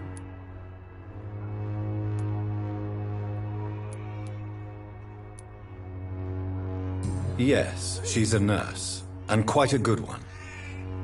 What did she do to gain such notoriety? Dorothy Crane ain't even a real name. Something like Dorothea Craniu. Something like that. Came to England fleeing the war, I was told. That doesn't explain why she irritates you so much. Your precious Nurse Crane gives away medical supplies and prescriptions for free. I offered to sell it for a fair cut, but no. Miss Crane wanted to play the quiet saint. How is business around here? Business? I have no business.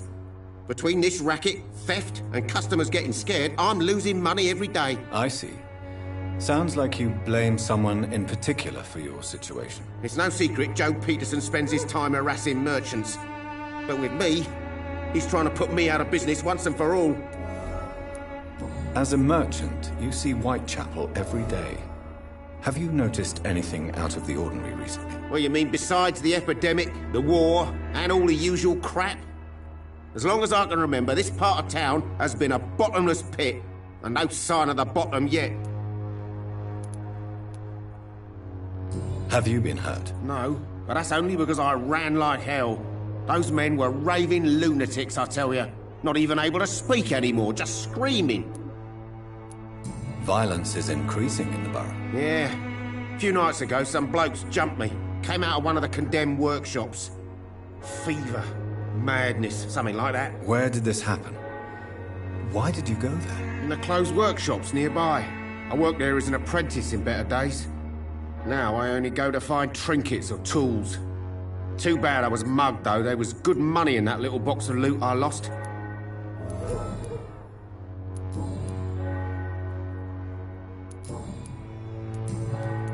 Right then. Show me what you have.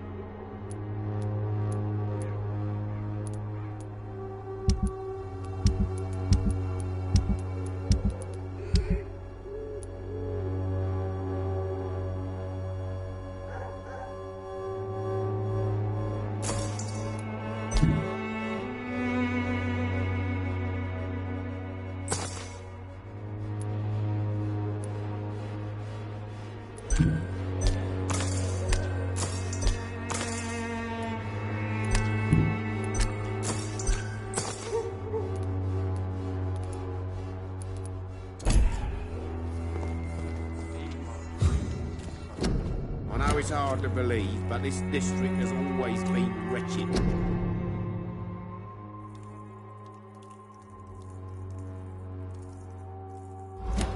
Don't let your guard down, sir.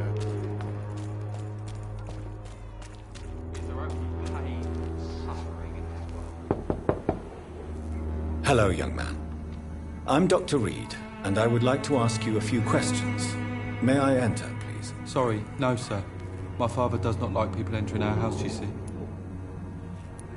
Your father is worried about you, boy. He asked me to look for you. So my father actually worries about me then?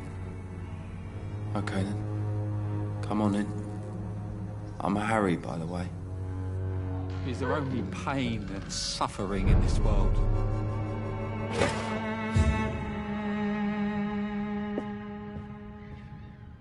So, may I ask you a few questions? I'm not bothered. What could be worse? Do you know Nurse Dorothy Crane from the Pembroke Hospital? I'd like to know more about her. Yes, I know her. She came here to examine me when I was very sick. She said I should go out more. How do you feel? I'm fine. I mean, it's not easy every day, but I'm fine. I'm just tired of being sick all the time. If only I could be tough, like... well, you know. Speaking of which, what can you tell me about your father? My father is an idiot who makes idiot things. That's all I have to say. Forgive my bluntness, young man, but you don't seem happy living in Whitechapel. Why should I? I never wanted to come here in the first place. It was my father's decision. And look around you. Does this look like a nice place to live?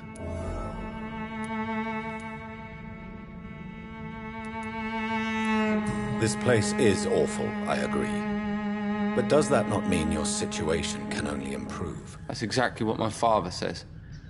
Harry, you should be grateful for what you've got. But I wasn't even consulted when we moved here. If life here is so terrible for you, why don't you just leave this place? Have you ever spoken to your father about it? I don't go outside. It terrifies me so. I went outside once without my father noticing and I saw terrible things. Bloody and frightening things. So that's why you stay at home all day? For fear of the epidemic? I'm not afraid of disease or death, Dr. Reed. It's the living I'm afraid of.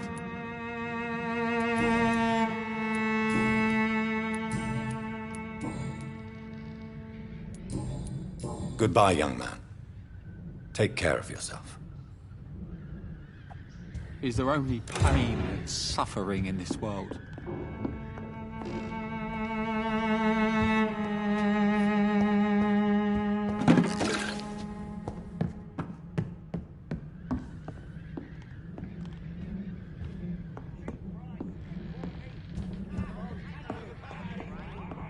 It's locked.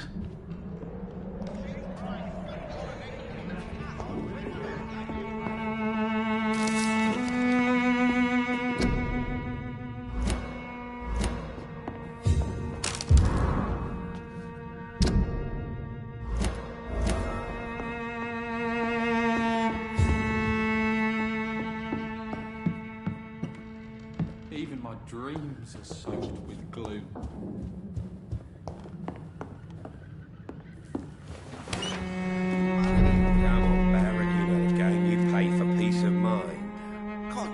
Other way this week, Joe.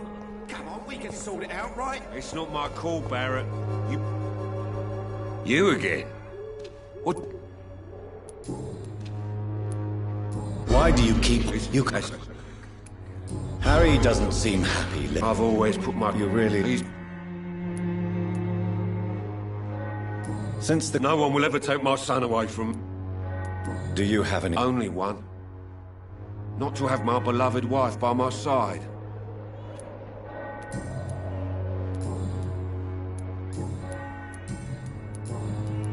How did you become the local? There's no pride in roughing up, Paul. A job? I got enlisted.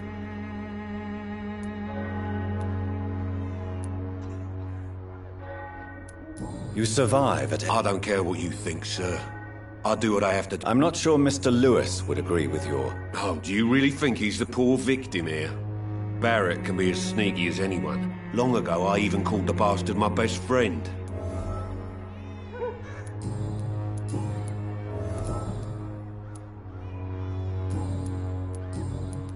Have you heard of a nurse named... Dorothy? Could you...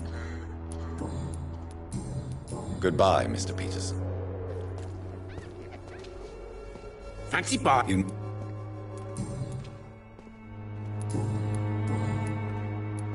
Joe Peters.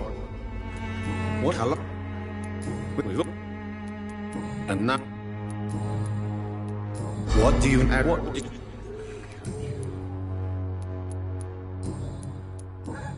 Goodbye for now.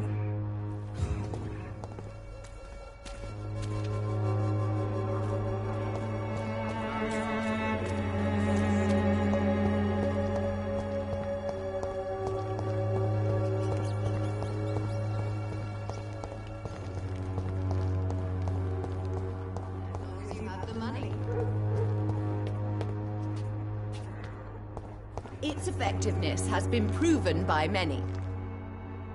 Good evening, miss. Good evening, sir. Are you interested in a miraculous cure for this unknown and deadly epidemic? Actually, I am. Then you have come to the right place. The famous Swanborough cordial is all you need to help keep you in perfect health. Oh, really? Why didn't I hear about it during my studies? I'm Jonathan Reed, by the way. Dr. Jonathan Reed. Ah, my brother has spoken of your research, sir. I'm Loretta Swanborough, and it's always a pleasure to meet a fellow healer. Do you know Nurse Dorothy Crane from the Pembroke Hospital? I'd like to know more about her. I don't like to talk about competition. Competition, you say? Never met her, but it seems she provides some sort of medical care to the poor. The whole thing has to be some sort of scam, if you ask me. Tell me, who intrigues you most in Whitechapel? The region itself is something to see, but I would say Camellia the mute florist who gives away her flowers. What do you think of the locals? Most of them are afraid or desperate. They all come to me eventually for my remedy. Is there anyone I should avoid? Cadogan Bates, without a doubt. The bloody bastard remorselessly exploits poor migrants as soon as they get here.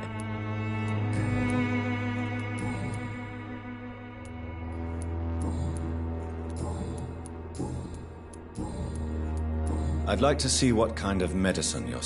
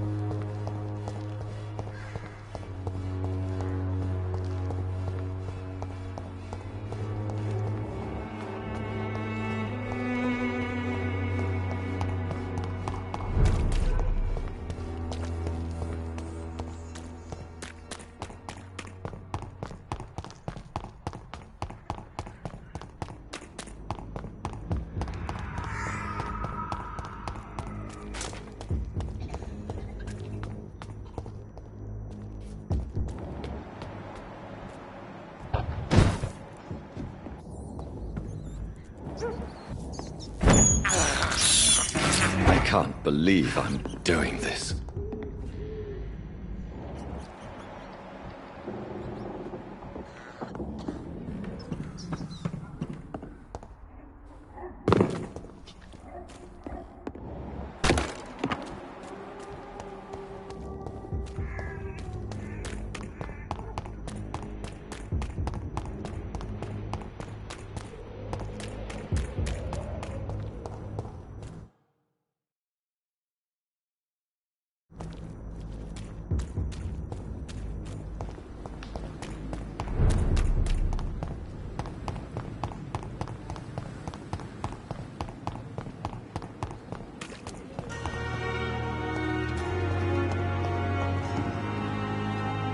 Good evening, Nurse. Good.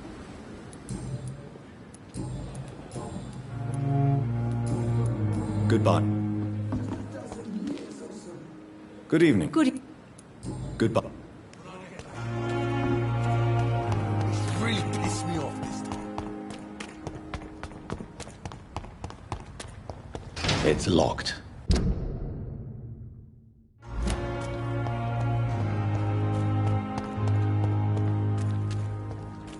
We've dodged death so many times.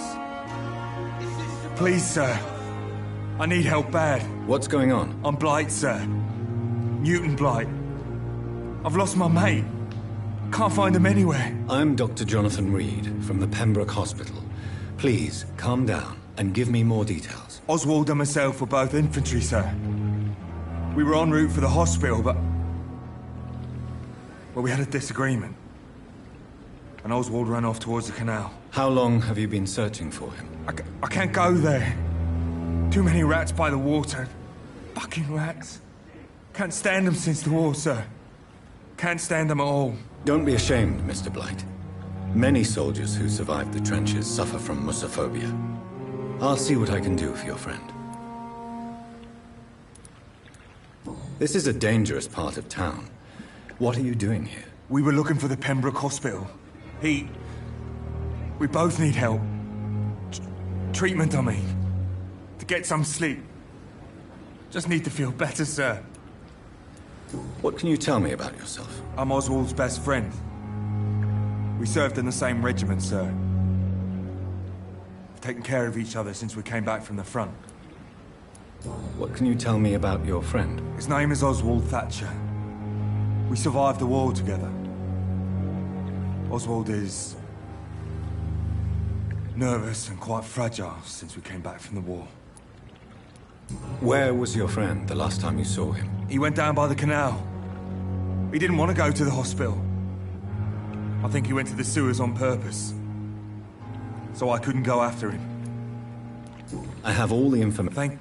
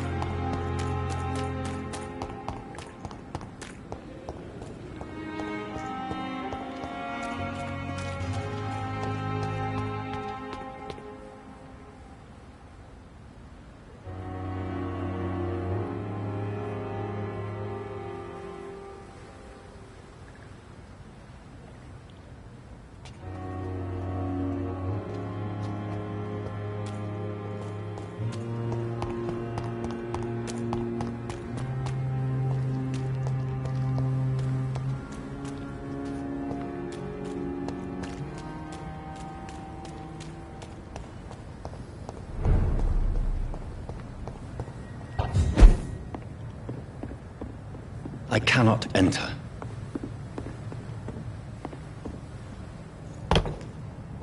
There's one of them! Watch yourselves!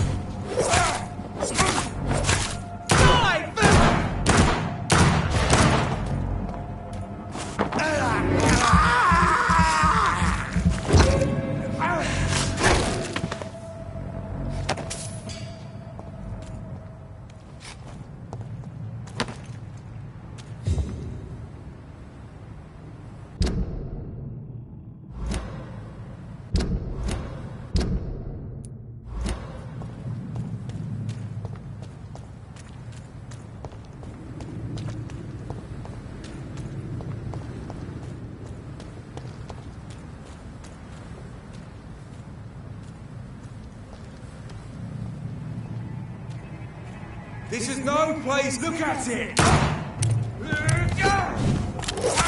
Stop it, vermin!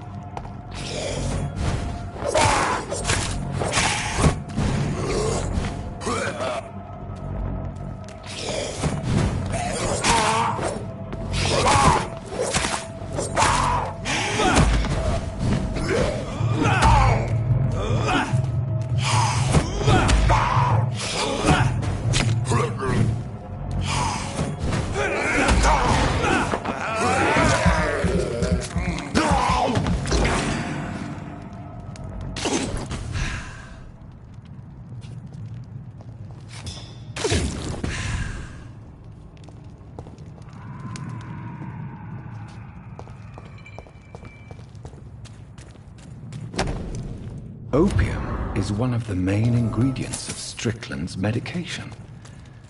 Never a good move.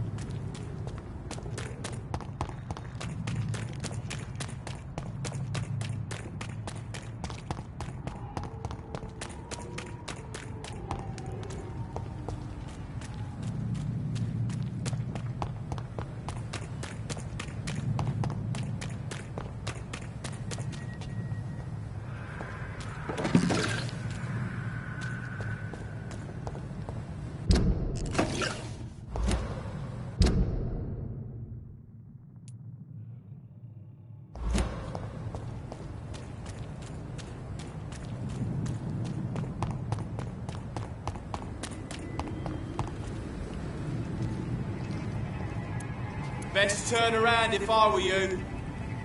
Last warning!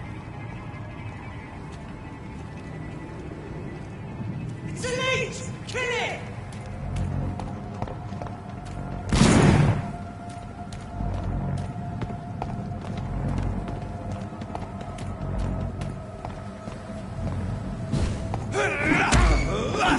It's on him! It's on him!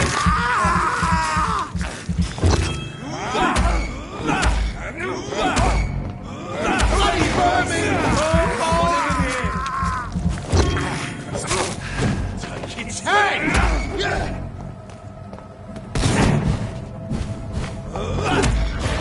Burn it, boys! You pay for this! Its head!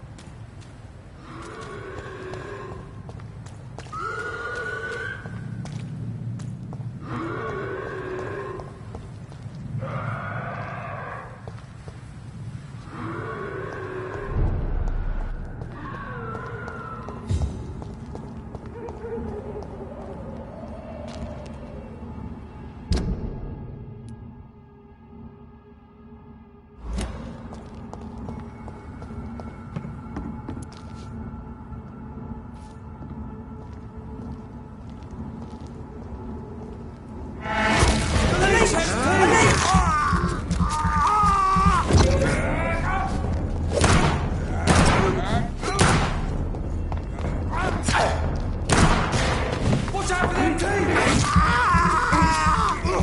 Fuck his boss!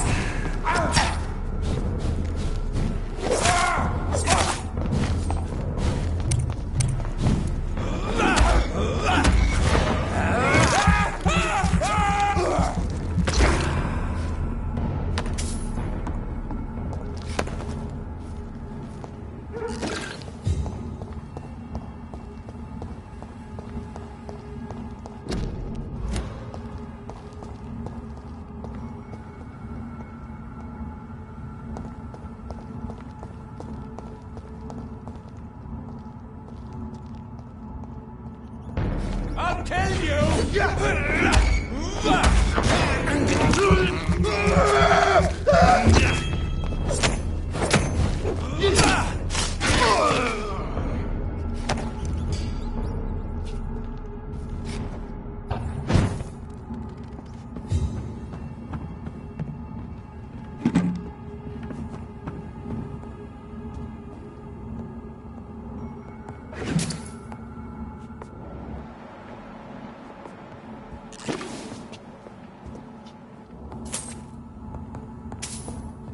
It's locked.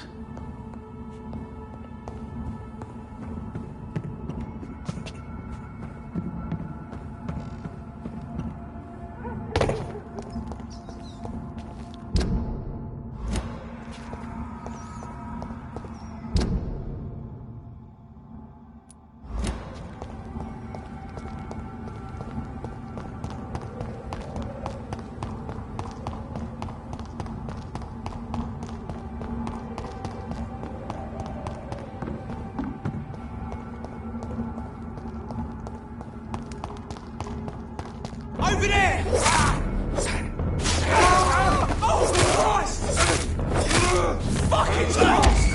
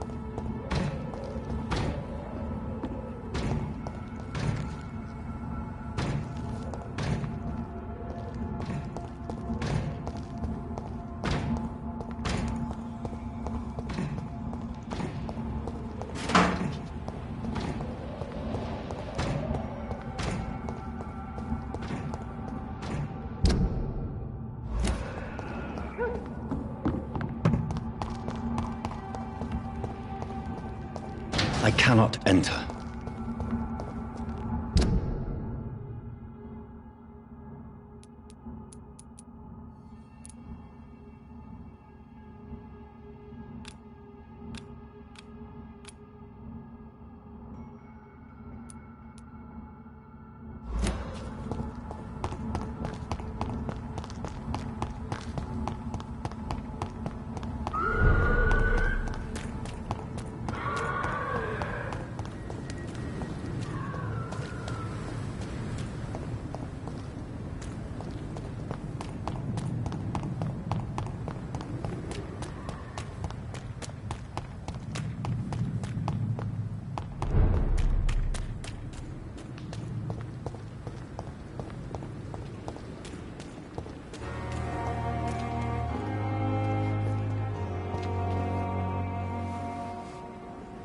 Is this... Good evening, Mr. Cox. Dr. Reed? Still working at night, I see. I like that. And why is that? People who don't sleep at night always seem more alive to me. More interesting, one way or another. Do you ever think about that poor fellow I saw you push in the water? The wound he gave me will make sure I don't forget him. It still fucking hurts. Boss had cut me good.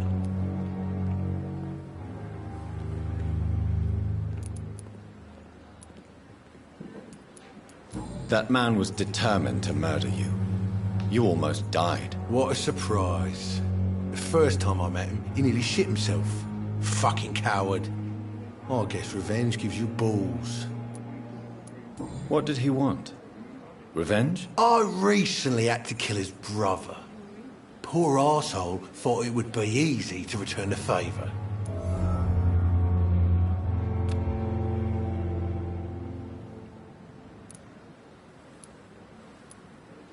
Perhaps you're right. Maybe only the strongest will survive in these dark times. If there must be only one, in the end, make no mistake, I'll be the winner.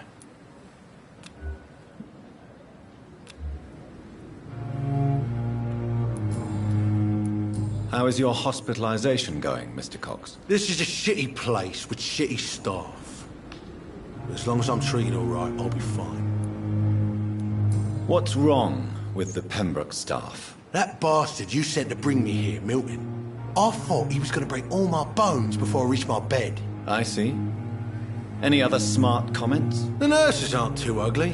Especially that foxy one, Nurse Crane. Pretty brunette, tough attitude, all like that.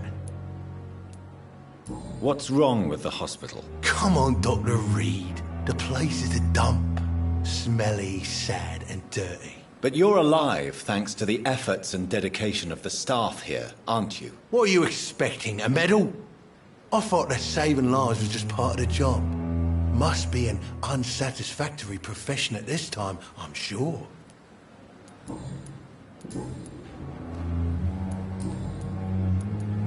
How long do you think you can escape the law, Clay? I know this city like the back of my hand, Doc. I know its streets, who to pay, who to avoid, and who to bully. I won't get caught.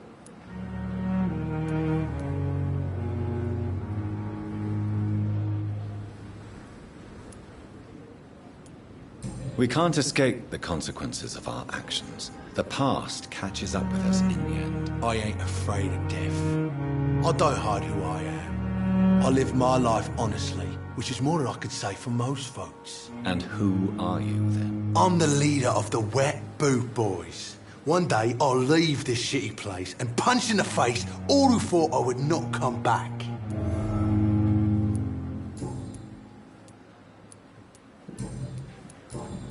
I'll leave you for now, Mr. Cox. When I get back, I'll have a word with Tom. He's really pissed me off this time.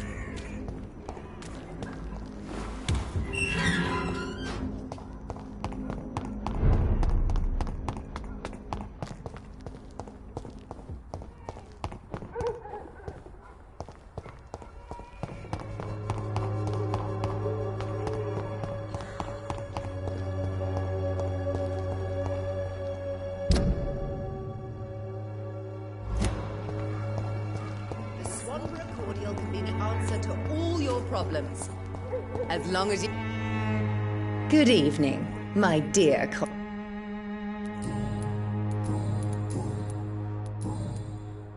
Goodbye, Miss Swan.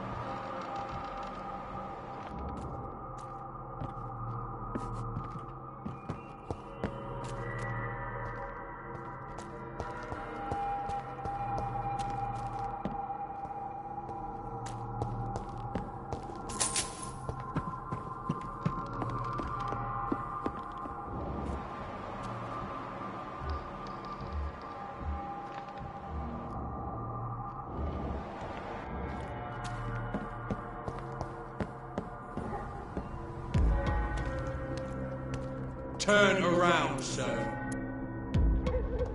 Stop now! Watch out!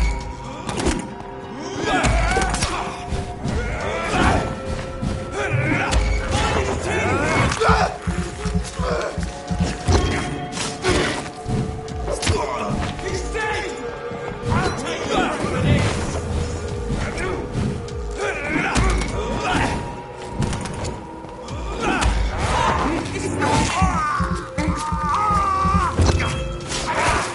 Shit! You'll pay for that!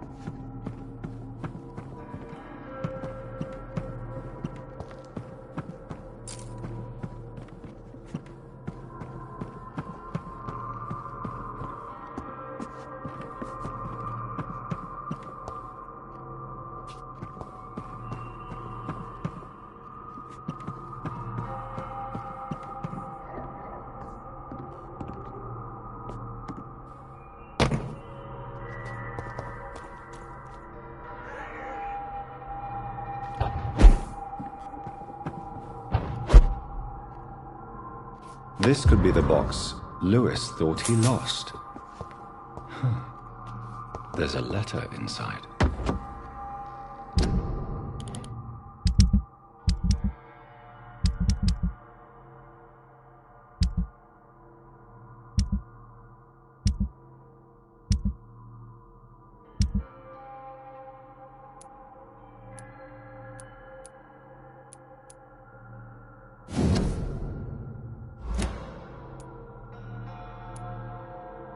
A love letter from Joe Peterson's wife, addressed to Barrett Lewis. Who should I give it to, I wonder?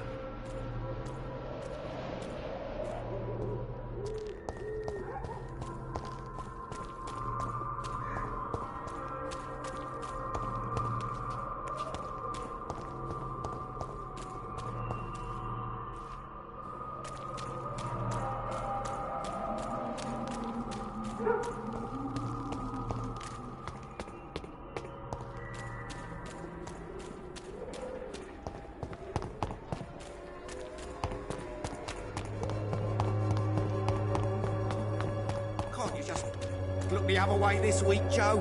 Come on, we can...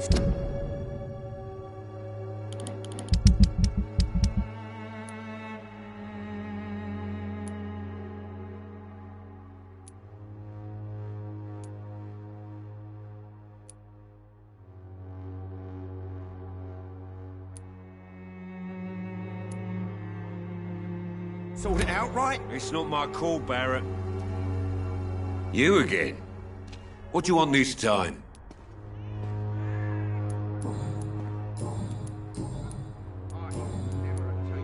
I think the documents in this box could be of some interest to you. Really? Where'd you get it? I found it in an abandoned building nearby. I thought you might want to keep these letters. Let me see. Letters about my boy. Thank you, sir. You do not appear surprised or pained by this. Surprised about what? Harry's my son, I'm his father, and that's all there is to know, don't you think? Yes, I suppose you're right. Here's a little something for your trouble. And to remind you to keep your mouth shut about all this.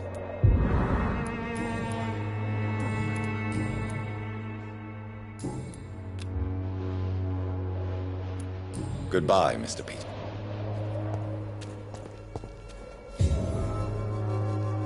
Fancy bar. You...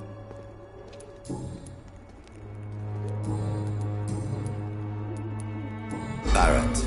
Yeah, I did. Did you ever try talking to Joe? Never. But I suspected he knew everything, even without knowing it. And he decided to make me pay in his own way. Do you mean you're Harry's father? No one will ever know for sure. And it's better that way. And I don't believe I'd have been all that bad as a dad.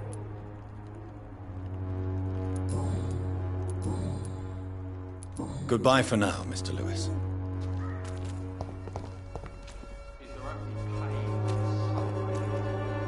You again?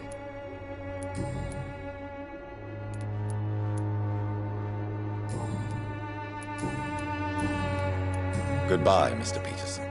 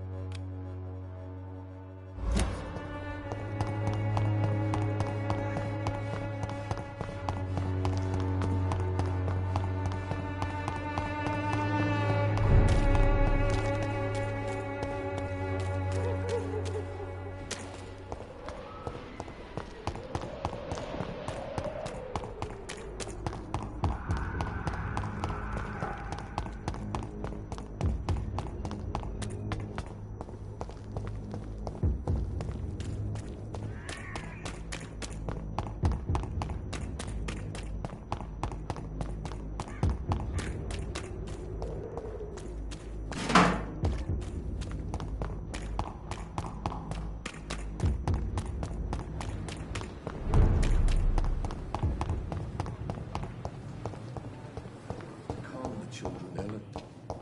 As for me, I'm quite busy, right?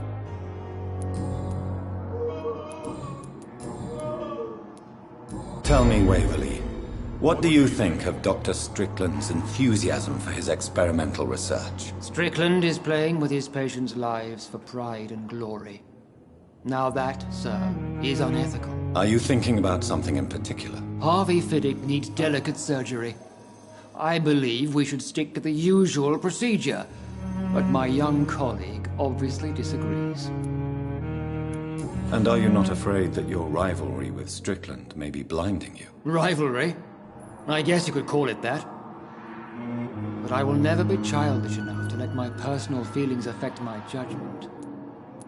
Why do you wish to lead this surgery? I strongly believe that Mr. Fiddick should not be butchered to test an unproven procedure.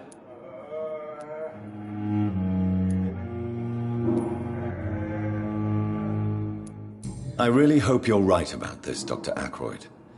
I'm trusting your judgment on this. I'm not the kind of man who runs away from his responsibilities, Dr. Reed. There is no need for you to be looking over my shoulder.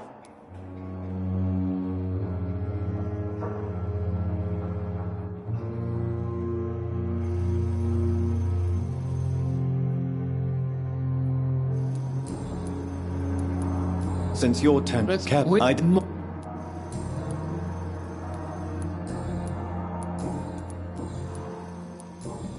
Thank you for your...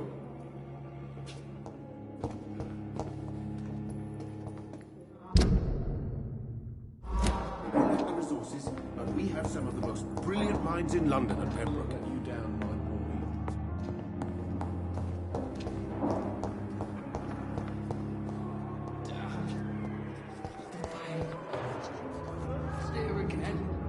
Yes, Doctor?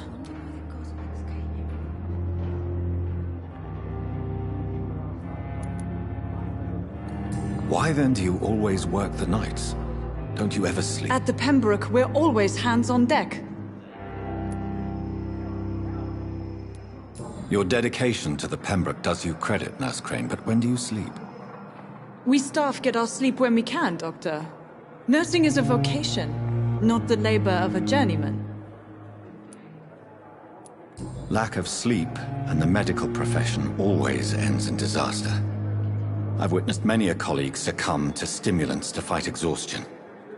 Drugs were as deadly as bullets in the trenches. London's trenches start here at Pembroke Hospital. We are on the front line, make no mistake. Please, could you point me in the direction of the morgue again? It's the large boarded-up building behind the hospital. You... Exactly. It really depends. That's all.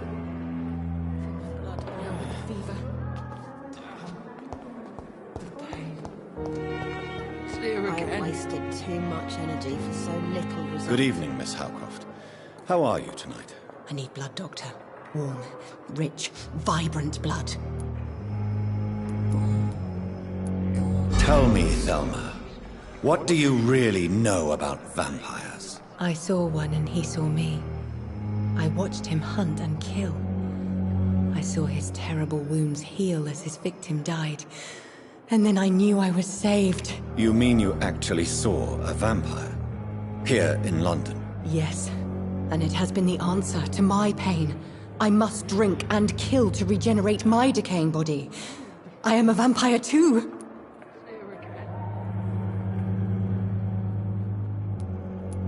You have no idea what problems your claim could cause if heard by the wrong people, Miss Howcroft.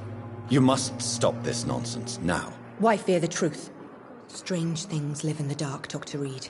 Strange and ancient beings that were here before this island even had a name.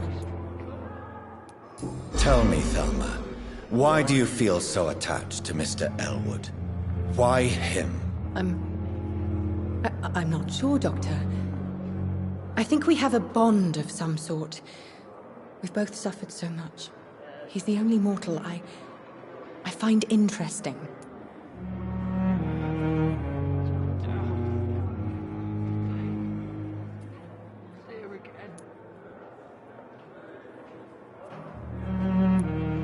Would you say you and Mr. Elwood are romantically involved? No. No, Thomas is a delicate soul.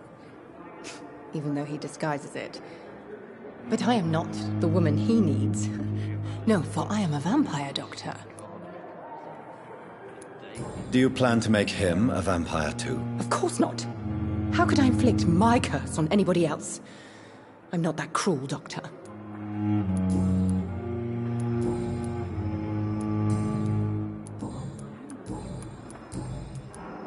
I have made inquiries about the men who were tracking you, Miss Howcroft. I did not expect a mortal to have this sort of courage.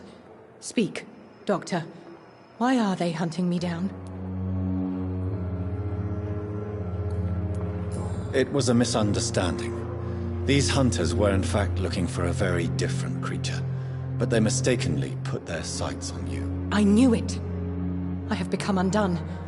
Those hunters have discovered me, but they don't know what I'm capable of. If you'll accept some advice from a petty mortal, I think you should assume a low profile and just quietly disappear into the shadows. You are right.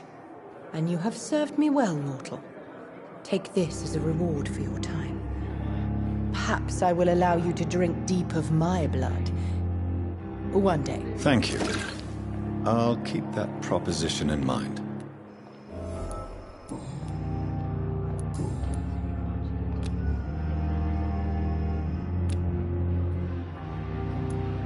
I'll leave you, Mistress of the Dark, to your nocturnal activities. Time has lost its effect on me, but the suffering continues.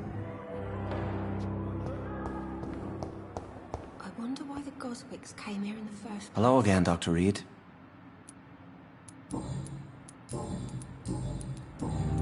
Goodbye, Mister. I wish I could be sick again. Blood boil with the fever.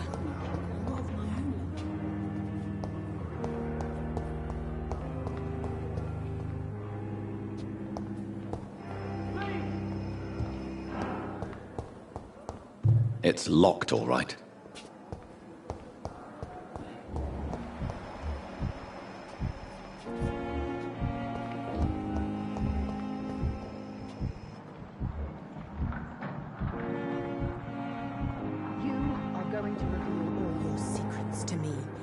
Even the darkest thoughts.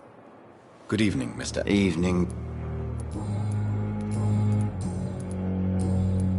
Goodbye for now.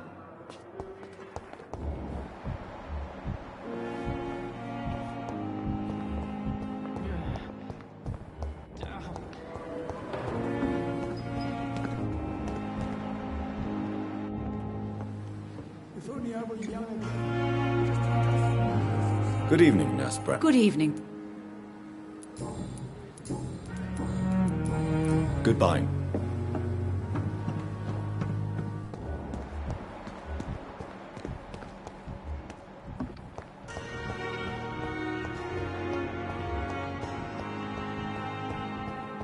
It's locked, all right.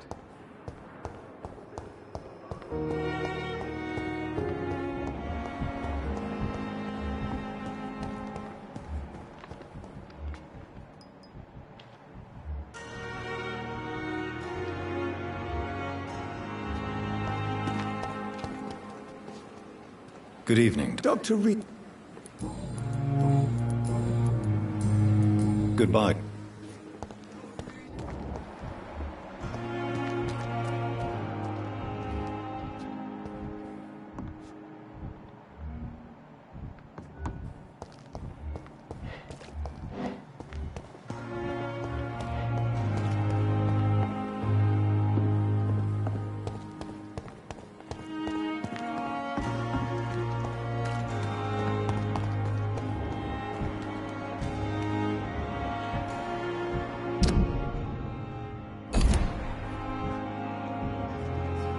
Good evening, Milton. Good evening, Doc. Do you know that Nurse Hawkins is thinking of leaving the hospital? That's not a surprise. We've talked about it already. Does it not bother you? Sometimes I think she may be right. We should run away while we can. Question is, where can we go? Where is it safe?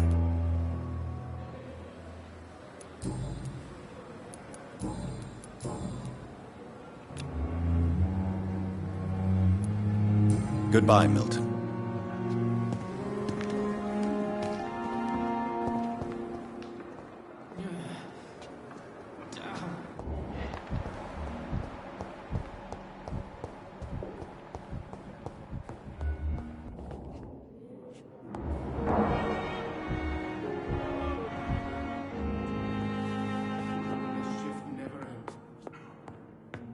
I'm quite busy, right?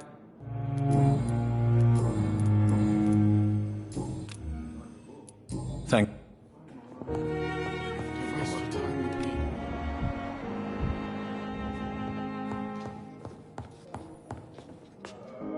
Good evening, Dr. Strickland. And good evening to you, Dr. Reed.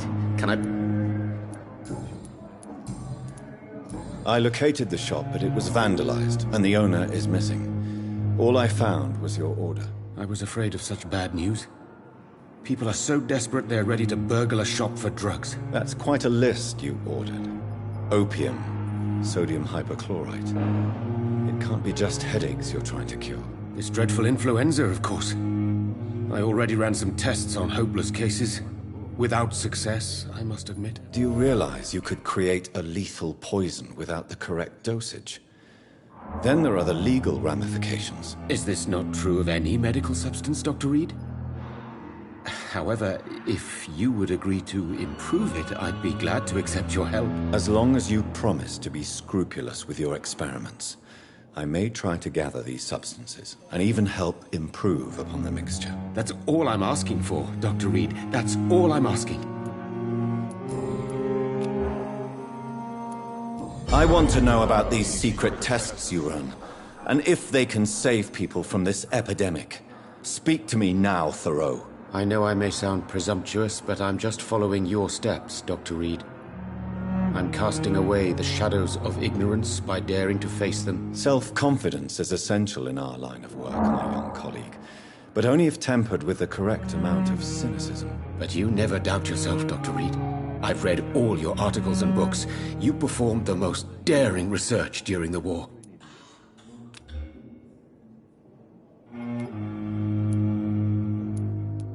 You have my support, Dr. Strickland. I know exactly what it feels like to battle an unknown disease, with only your mind and force of will to help you. Thank you, Dr. Reed. You don't know what that means to me.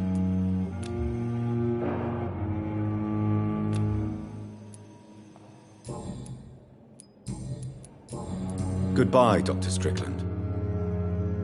My sweet girl. I can't let Strickland put his patients at risk with opium. Never could keep Perhaps an adjusted formula will deliver more of a placebo effect.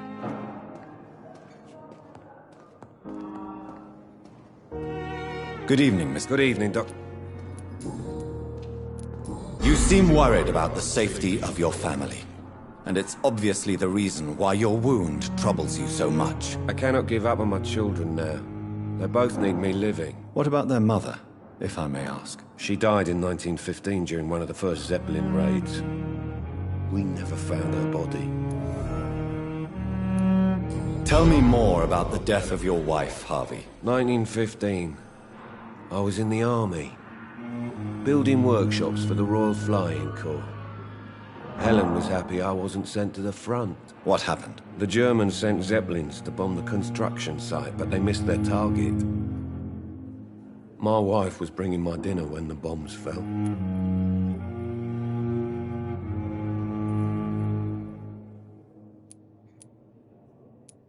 I'm sorry for your loss. So many died during the bombings. I served in France and witnessed the carnage there. I would like to say that she didn't suffer. Truth is, I have no idea. I just know that I'm all that me kids have. Poor little bleeders. How are your children after losing their mother? They were smaller then. The only good thing about this is my Helen didn't bring them with her that night. Tell me about your injury, Harvey. Why do you feel so guilty about it? My wife died because of me. And now I may lose everything because I've been careless enough to hurt myself. What an arsehole.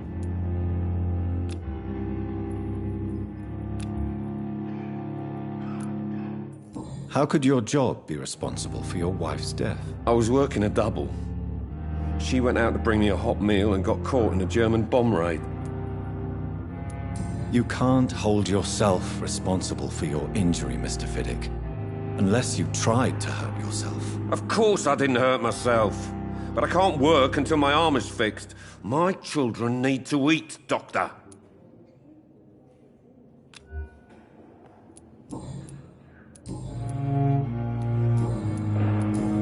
Goodbye for now, Mr. Fiddick. I'll see you later.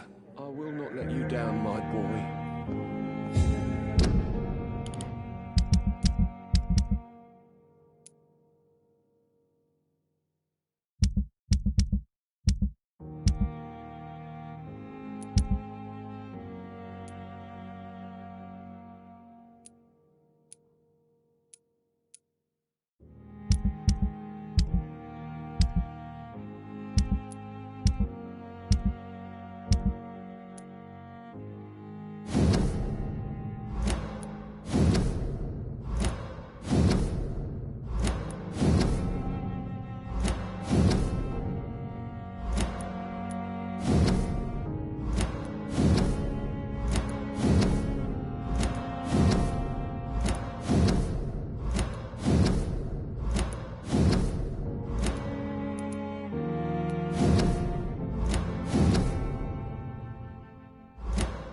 These men, they're a company of professional vampire hunters.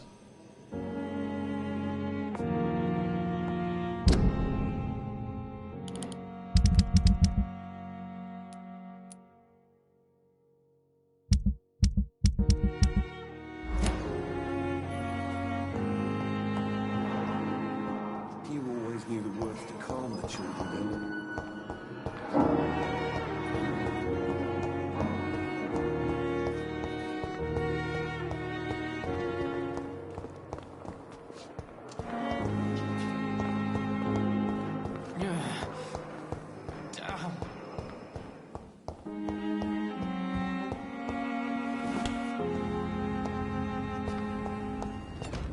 It's locked.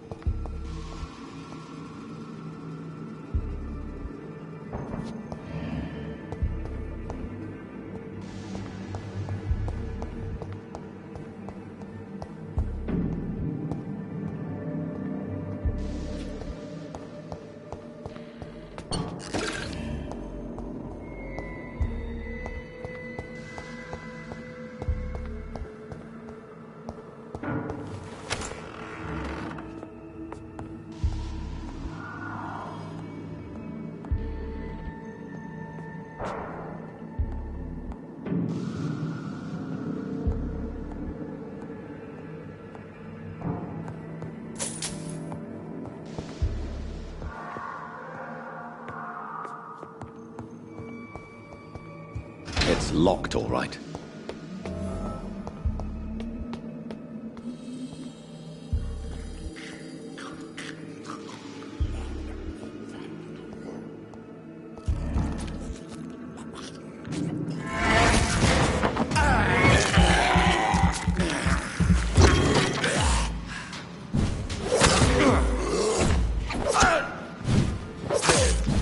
Behavior is similar to the infected William Bishop. Must be the same strain.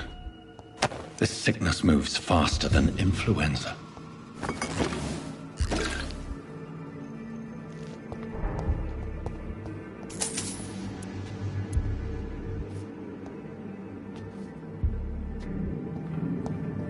I cannot enter.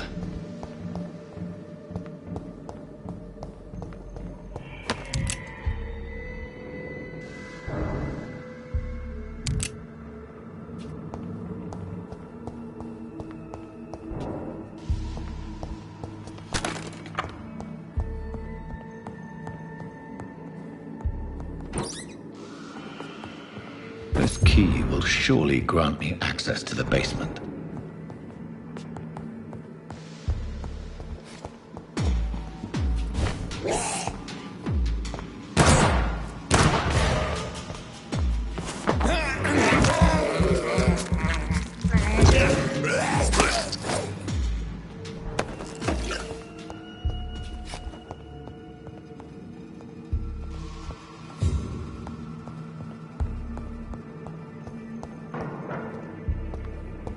Balls of Mars, fortifiers.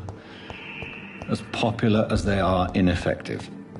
But they do contain iron tartrate, and that might prove itself useful.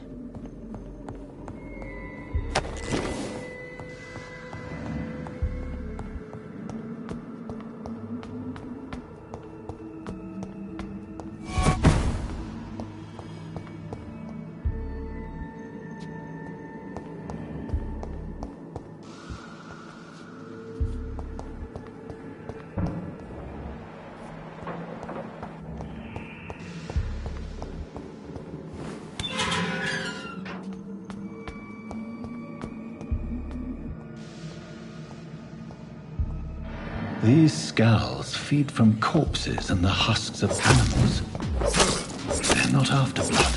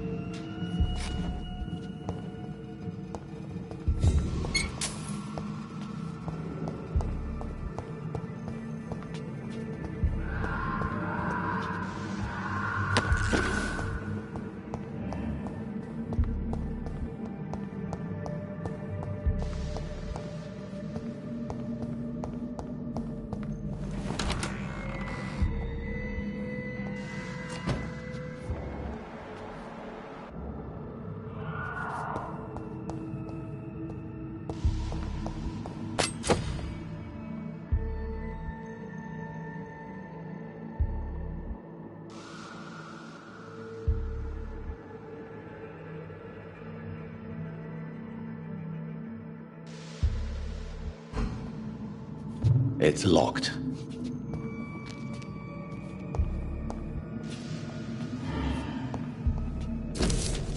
Mr. Connor's injuries don't match the traces of a pinkish foam at the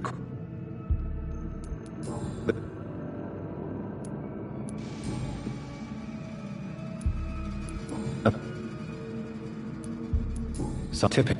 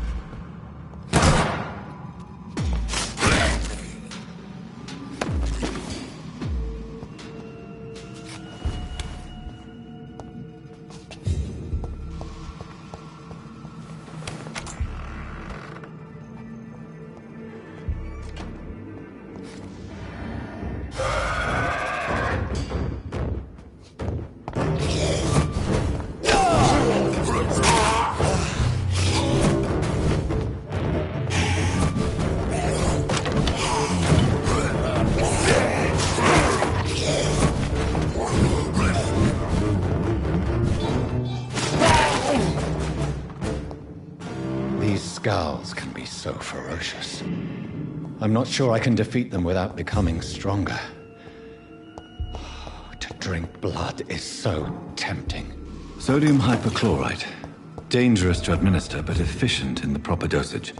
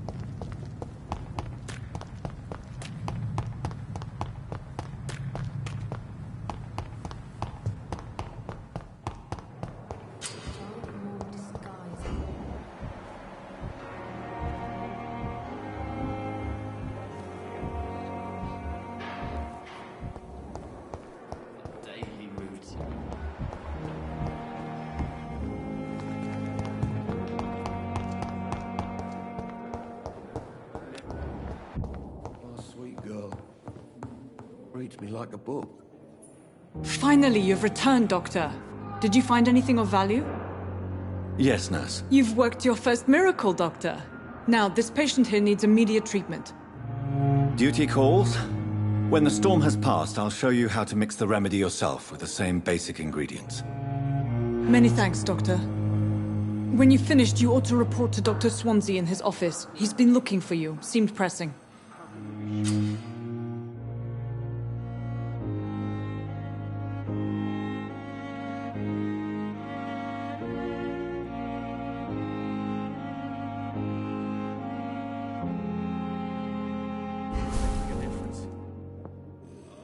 Dr. Reed, may I help you? What can you tell me about the epidemic, Nurse Crane? I've been out of touch since I've come back to England. Everyday folk... News on... What can you... Well... If you... What? No... What... Doctor... How... I'll see you later, Nurse. Sweet girl. Reads me like a book.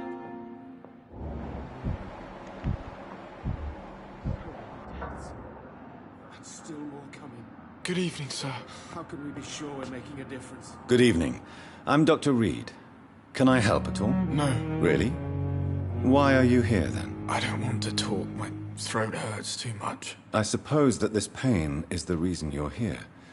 Is someone taking care of you? Yes. And no. Could you at least tell me your name, sir? Mortimer. Mortimer Goswick.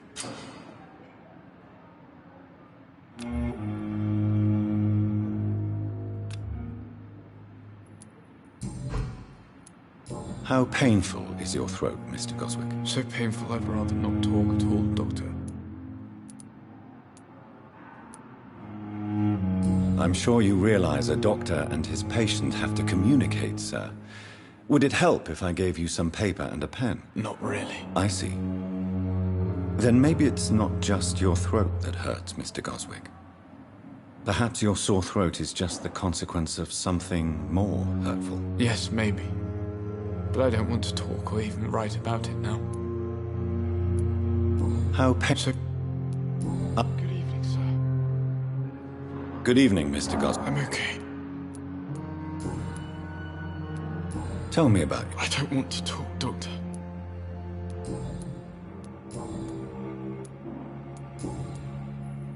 I have to go. Good evening, sir.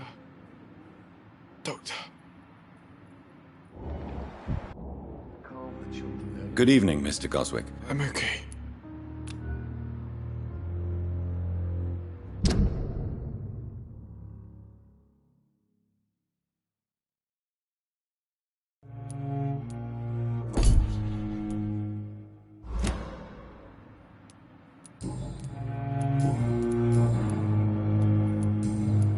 I have to go now. Good evening, sir. Doctor. Good evening, madam. Can I help you? It's my son who needs you, sir. I'm Dr. Jonathan Reed. How can I help your son? I'm Beatrice Goswick, mother of Mortimer Goswick. Could you check on him, please, Dr. Reed? I've heard much of your talents as a physician.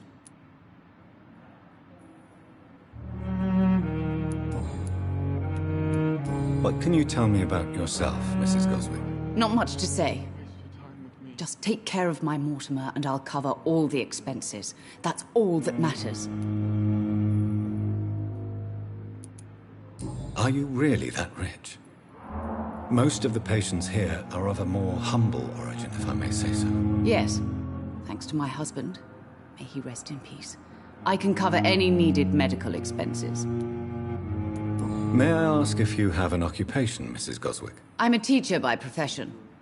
I teach young women who are more ambitious about their futures than their families. What do you think of your reception here? Any complaints? I have had the uttermost reservations about this hospital since we arrived. But we had no other choice, considering the state of emergency. Is there something in particular that's bothering you? Some of the staff were not especially welcoming. I suspect they're not accustomed to dealing with patients of such social standing. Tell me more about your arrival at the Pembroke Hospital. What gave you such a bad first impression? The ambulance driver was quite rude, for a start. And that nurse, Miss Hawkins, seems to have quite a dubious attitude. What do you mean? She managed to secure a bed for my son despite the epidemic. It was a relief, but it wasn't cheap.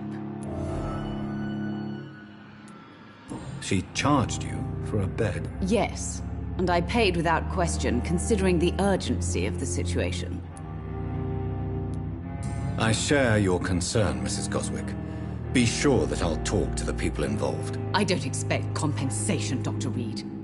But I'm aware such behavior would not be tolerated in other hospitals.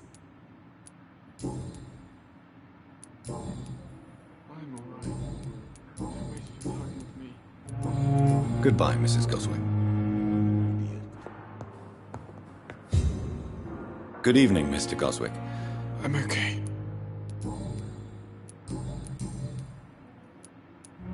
Why did your mother have you hospitalized here?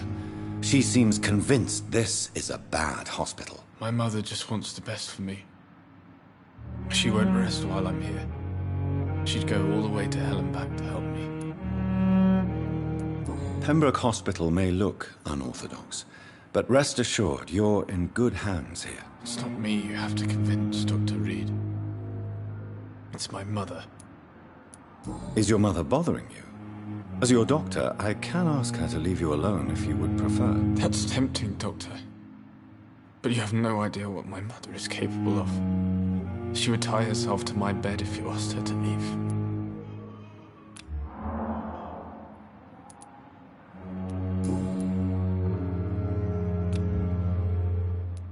How painful. So painful.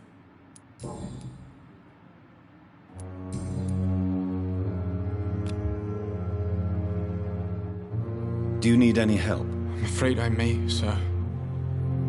I don't mean to be a burden. You are not a burden, sir. Healing you is my responsibility. And you have my gratitude for that.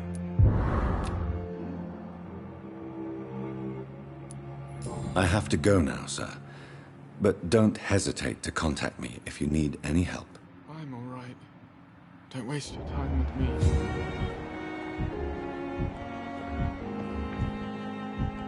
I will not let you down, my boy.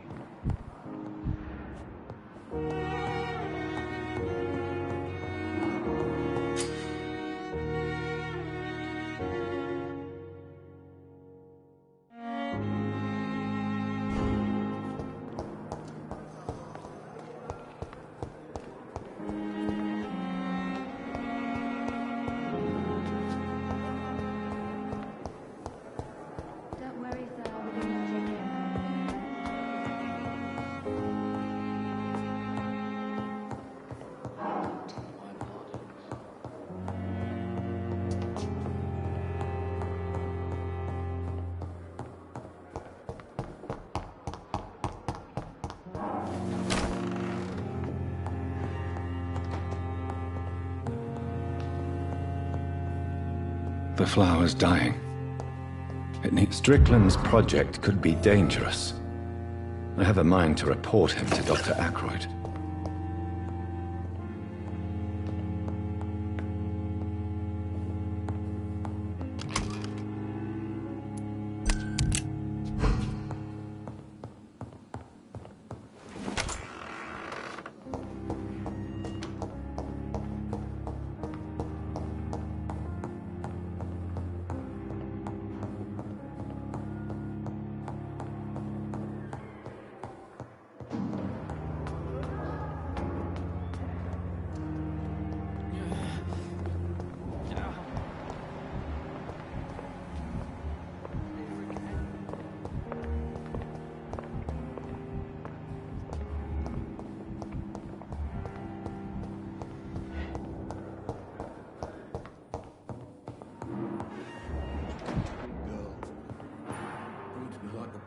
Good evening, Dr. Strickland. And good evening to you, Dr. Reed.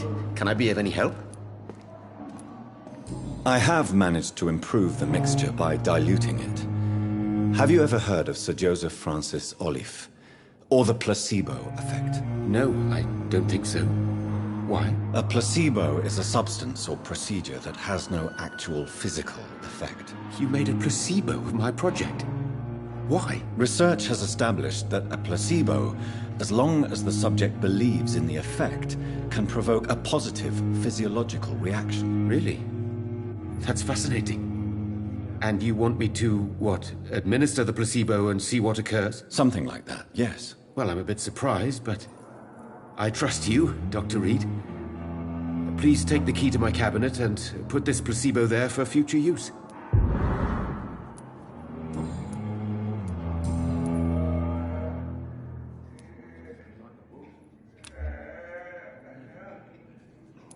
Goodbye, Dr. Strickland.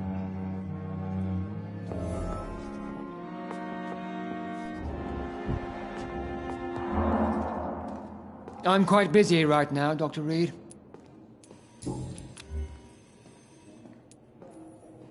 Do you think Dr. Strickland has any chance of curing the Spanish flu by himself? His wish to cure the... You can sit... Strickland!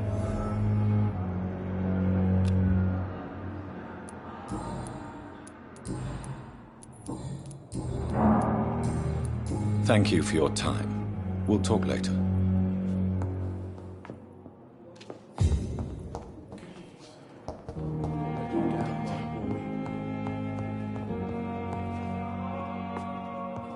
So many deaths. And still more coming. How can we be sure we're making a difference?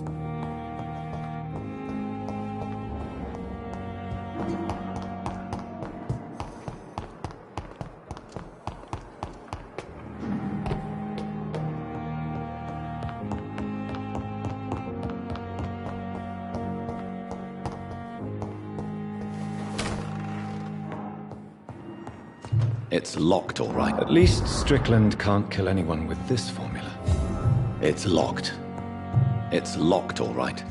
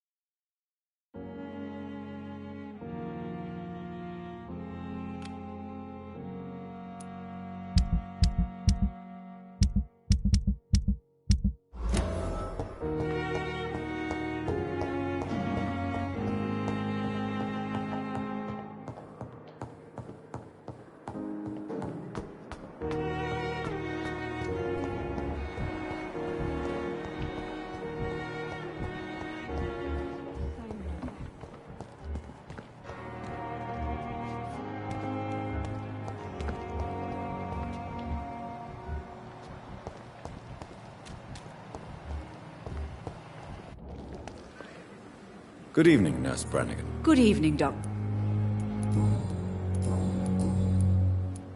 Tell me what Dr. Tippett did. I know his mistake caused a patient's death. If I had not covered up his error, Dr. Tippett would have been fired from this hospital. I could not let that happen. You can't allow your emotions to dictate your conduct concerning patients, Nurse Brannigan. Look around you, Dr. Reed. Do you really think we can afford to lose a brilliant practitioner like Dr. Tippett in our situation?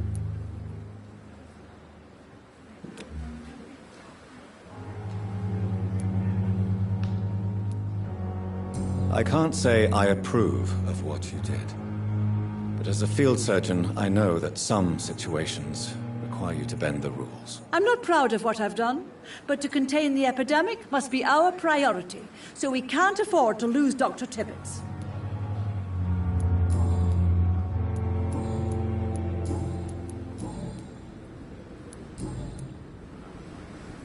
Goodbye, nurse. Call me if you need assistance.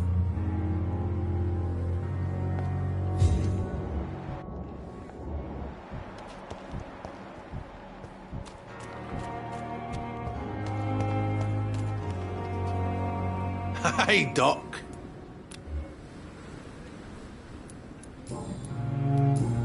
I'll leave you.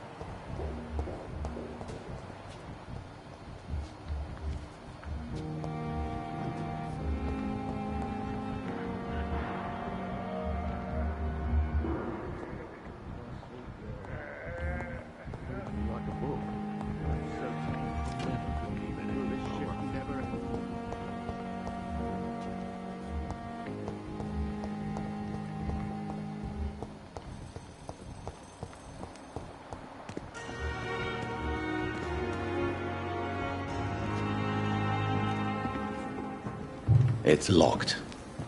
It's locked, all right. Good evening. I'm Dr. Reed. Always a pleasure to meet a colleague, sir. Especially when he was supposedly dead. A colleague? Are you a doctor too? Not anymore, sir. I used to be Dr. Rakesh Chadana. Now, I'm just Mr. Chadana, pawnbroker and humble guardian of this morgue. What do you mean? You used to be... No.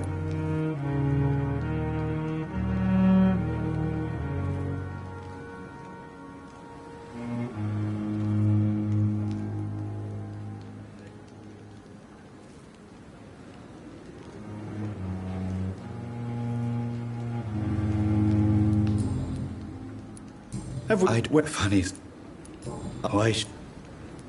That's half. Do you work here yet? Big. It.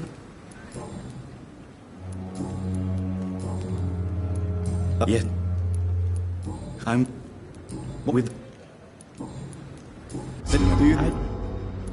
As quite yet. No, doctor.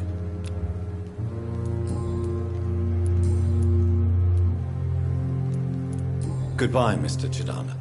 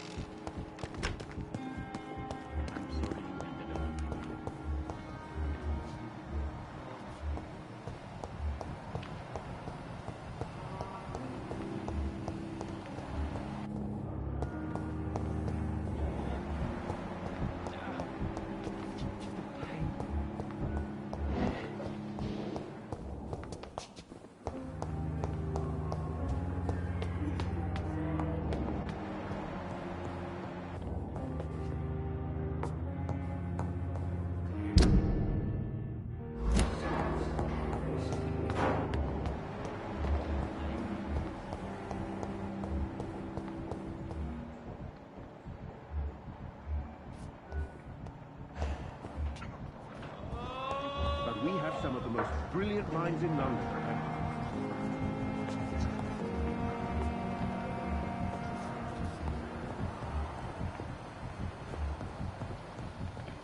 I will not let you down, my boy.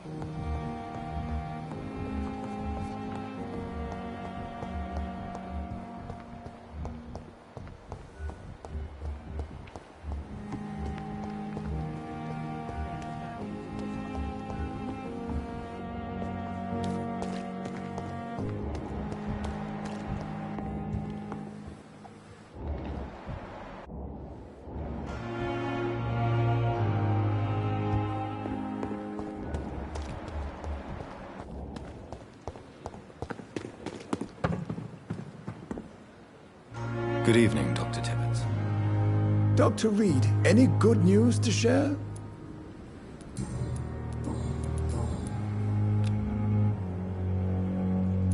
Corcoran, I want you to tell me about Mr. Connor. How did he die? He was my... It was a... Why are you... Who was... I don't...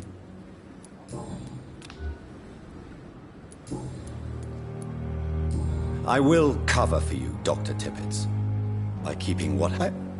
I don't know what to say, actually. You didn't force... Then I can make you this promise. As soon...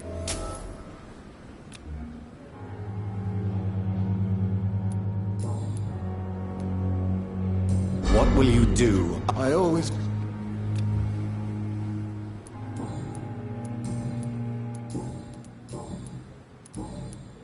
Goodbye, Dr. Tippett.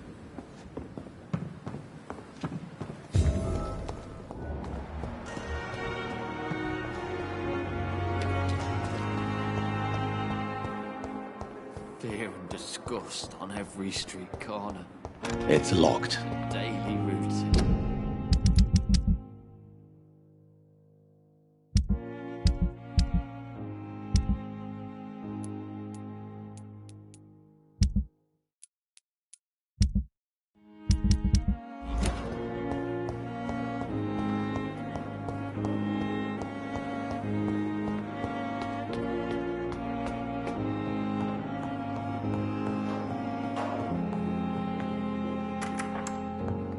Please, Jonathan, come in.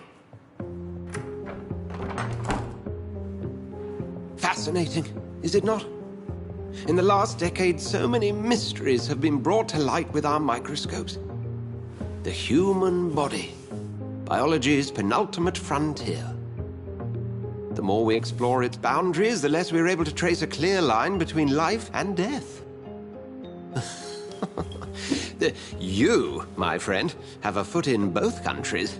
The view must be vertiginous. It's at least as vertiginous as chatting about vampires with you, I would say. This must be all so new to you. This area of town, the hospital, a brand new life. How stimulating it must be. I wish I could share your enthusiasm, Dr. Swansea, but my condition defies scientific categorization. Undead? Unalive? Immortality defies logic. I cannot express my thrill at this serendipitous turn of events.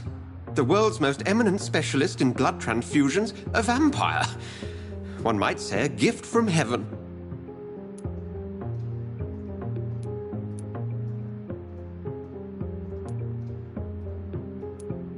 It may seem strange, but your words have brought me some comfort here. Forgive me. I've been an admirer of your work for a long time, and now you are so much more than a brilliant physician. And please, call me Edgar.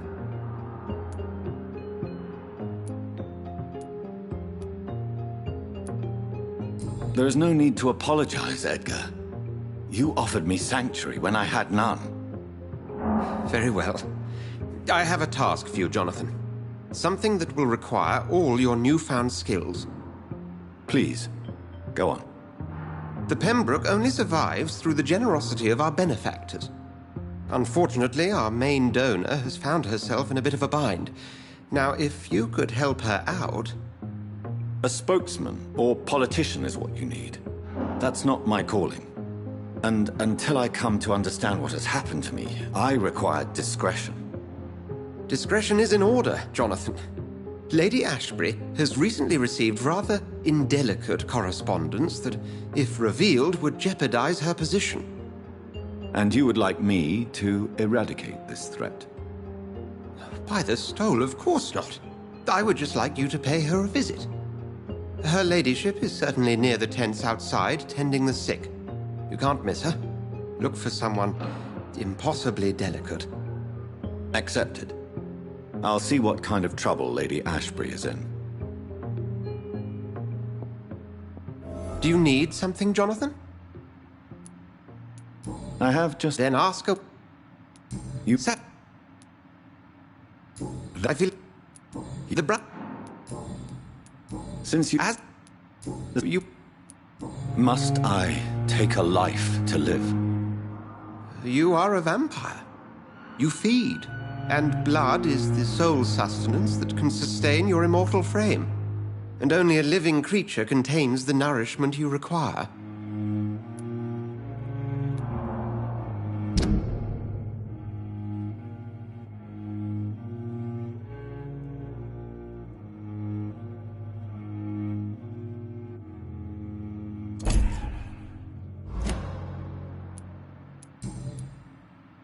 Since I'm the one working for you, what should I know about Pembroke Hospital?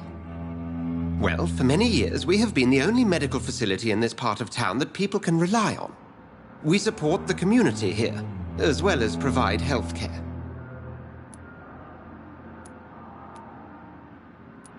Where do we stand? To be honest, we cope on a day-to-day basis. What do you... What we need... The man... He was a...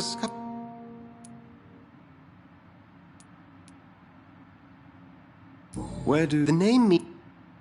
Just for... A scar... We'll see each other...